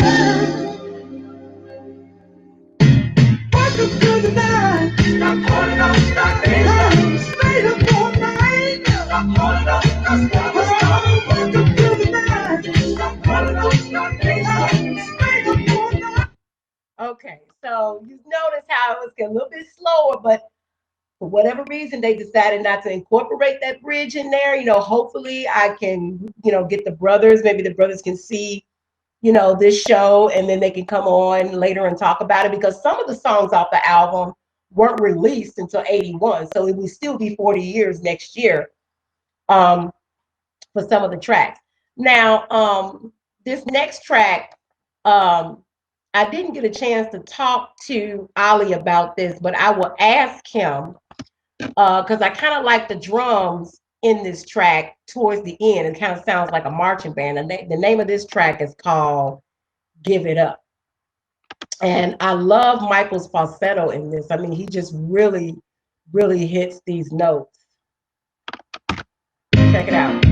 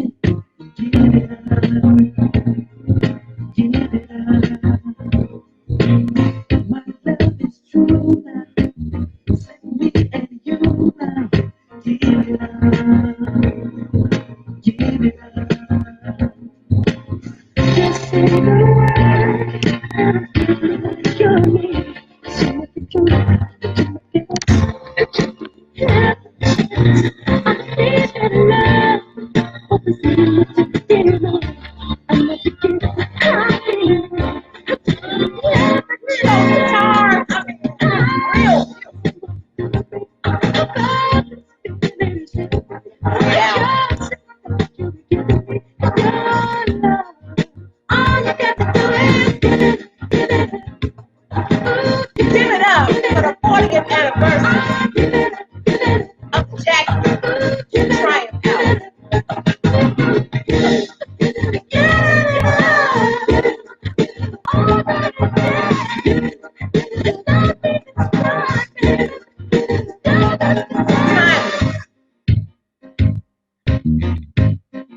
Come on, Allie.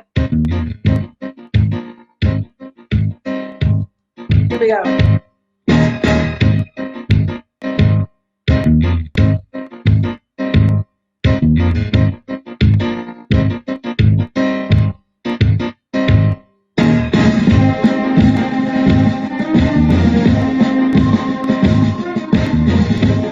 I love that. It's sound the marching band. It's awesome.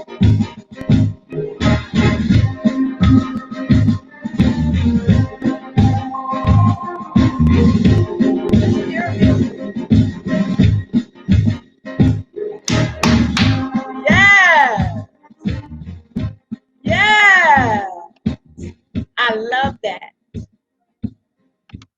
Oh, that was just beautiful. This whole album was, it's amazing. This is 40 years of this album today. Of course, when you guys get ready to see it, you know, some of you may have seen it on the day of, and some of you won't see it till later on, but this was just an amazing album, an amazing show. We'll be right back. I want to at least get my sponsor in here. It's your girl, Mother Diva. Tonight's episode is being sponsored by That's My Jam Homemade Preserves. Now, if you go to that'smyjampreserves.com and give them my special code, it's in the scroll at the bottom of the screen, coming on around. You see, That's My Jam, fresh homemade preserves. Use my code, MotherDivasHousemJ. You'll get 25% off. That's My Jam are boozy jams inspired by music. Now, my favorite is the banana pancake, but the peach and the apple is the bomb. Honey, you will be lit, okay? Because these are some jams that got some spirits inside of them, okay? So, go to that'smyjampreserves.com, use my code MotherDivasHousemJ and get 25% off. Now back to the show. And we're back. Now I saved the best for last because this track is one of my favorite tracks. And matter of fact, this is my favorite track on this album. I know y'all have been saying it all night. This is my favorite track on the album. Let me give you a little bit of history. The name of this track is called Walk Right Now. And the interesting thing about this track is that it didn't get well reception in the US, but it went to number 7 in the UK.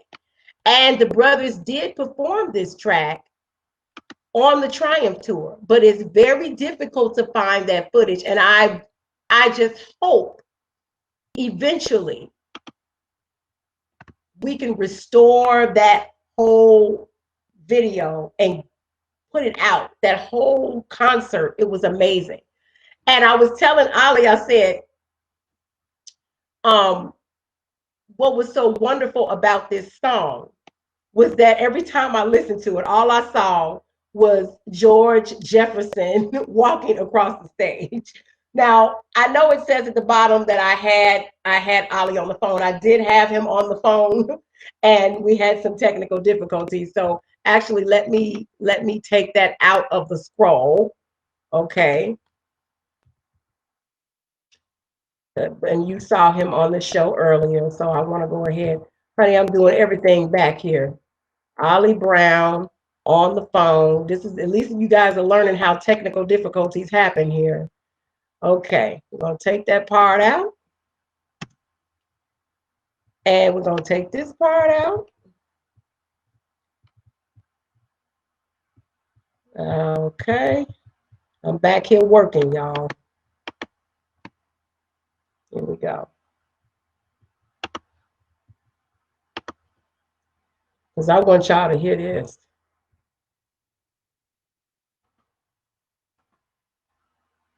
And I definitely appreciate everyone that's watching. I appreciate all of your donations, your sponsor dollars. And we're definitely going to have these individuals come back to talk about what they're currently doing.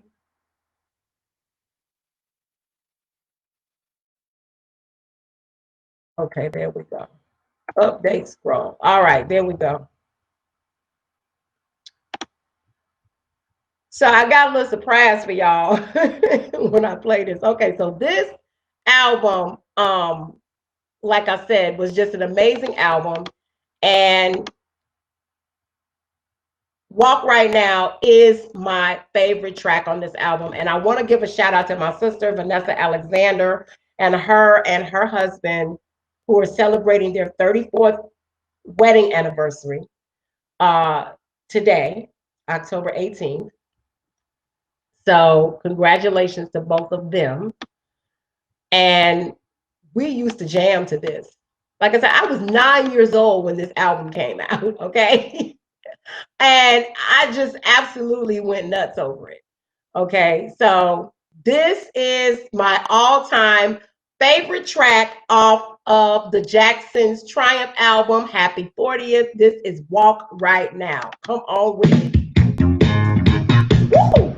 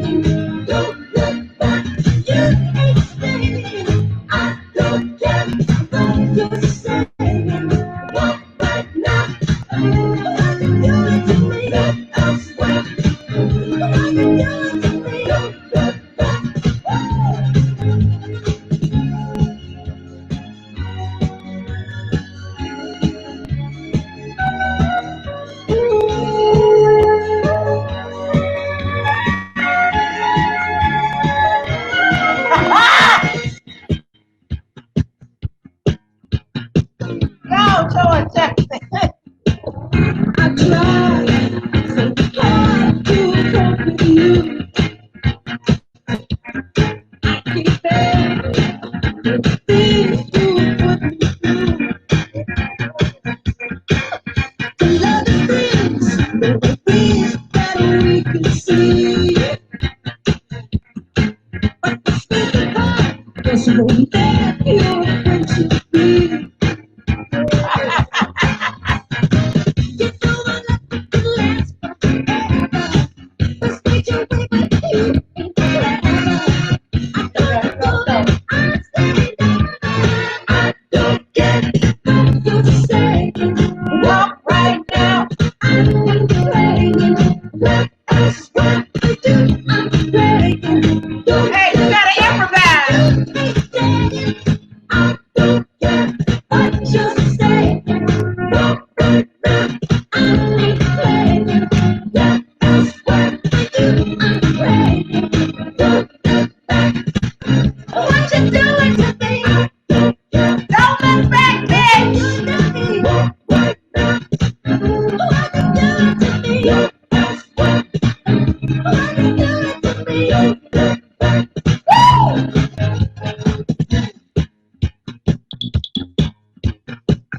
Pack your shit, bitch. Get out.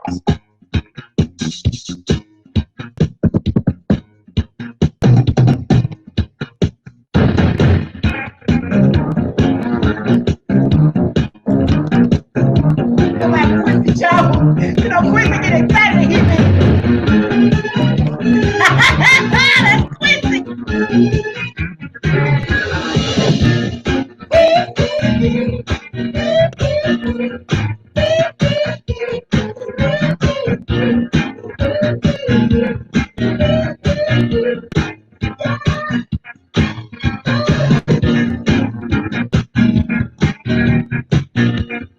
Oh, I have had so much fun tonight, y'all.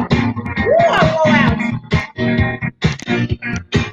It has been a stone cold, that's my jam.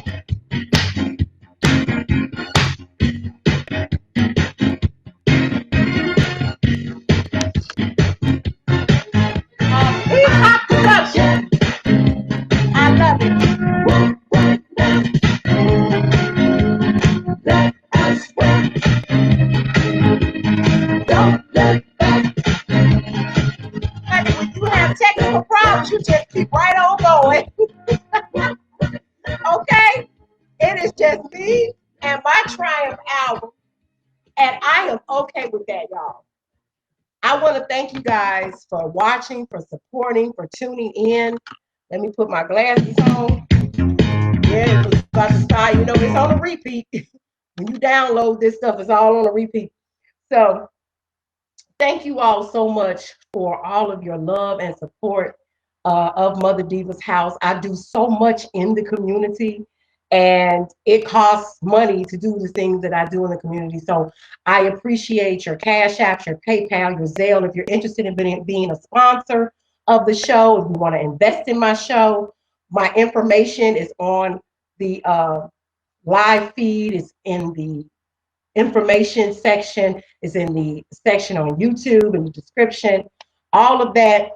You know, I'm going to be doing another show coming up. I have 2 more shows that I'm going to be doing for October. The Soul Train 50th anniversary show, I'm going to be doing that Friday, October the 23rd. And I'm also, maybe on Halloween, I haven't decided yet, but I am going to be producing a very special show on Facebook and its verification process. As you all may know, several people who have either had their Facebook page hacked or have had people duplicate their page and are spamming their pages. That has been a really, really major issue.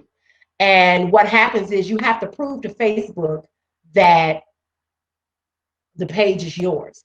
Unfortunately, when you send a copy of your ID, your passport, whatever documents they require, They take forever to get back to you. People are still waiting to get their pages back. And I even have some famous people who have had this problem. So there are mitigating circumstances that I feel that Facebook needs to take into consideration. We as the Facebook community and people that are on Facebook, we want to work with Facebook to resolve these issues. Some people need fake pages. There are people who are running from domestic violence situations and they need to have an alias page to be in contact with people. I don't think that when Facebook was created, they thought of this thing through because it was created, Mark Zuckerberg created it in college. I mean, when you're in college, you're creating something, you don't think about 10, 15 years down the road, the impact that it had. He created something that has a huge impact on this world. So we're going to get into that conversation. Once again, I want to thank Ollie Brown. I want to thank Stephanie Spruill. I want to thank Michael Boogaloo Shrimp Chambers, aka Turbo from the movie Breaking, for coming on. And I want to thank the Jacksons for creating such a wonderful musical masterpiece that is timeless. You guys, I love this album. It takes me back to my childhood. I was 9, I'm 49 now, and I just want to thank you guys. As you can see, I even had a mask made. Also, my viewers, you have a chance to win a mask. You have a chance to win the Jacksons album, the actual wax record, the poster. Just make a comment underneath the live feed, either on Facebook or YouTube, and you could be a lucky winner. So thank you guys for tuning in. I love you, and house hallelujah, always keeping house music alive. And I will see you when I see you. Good night.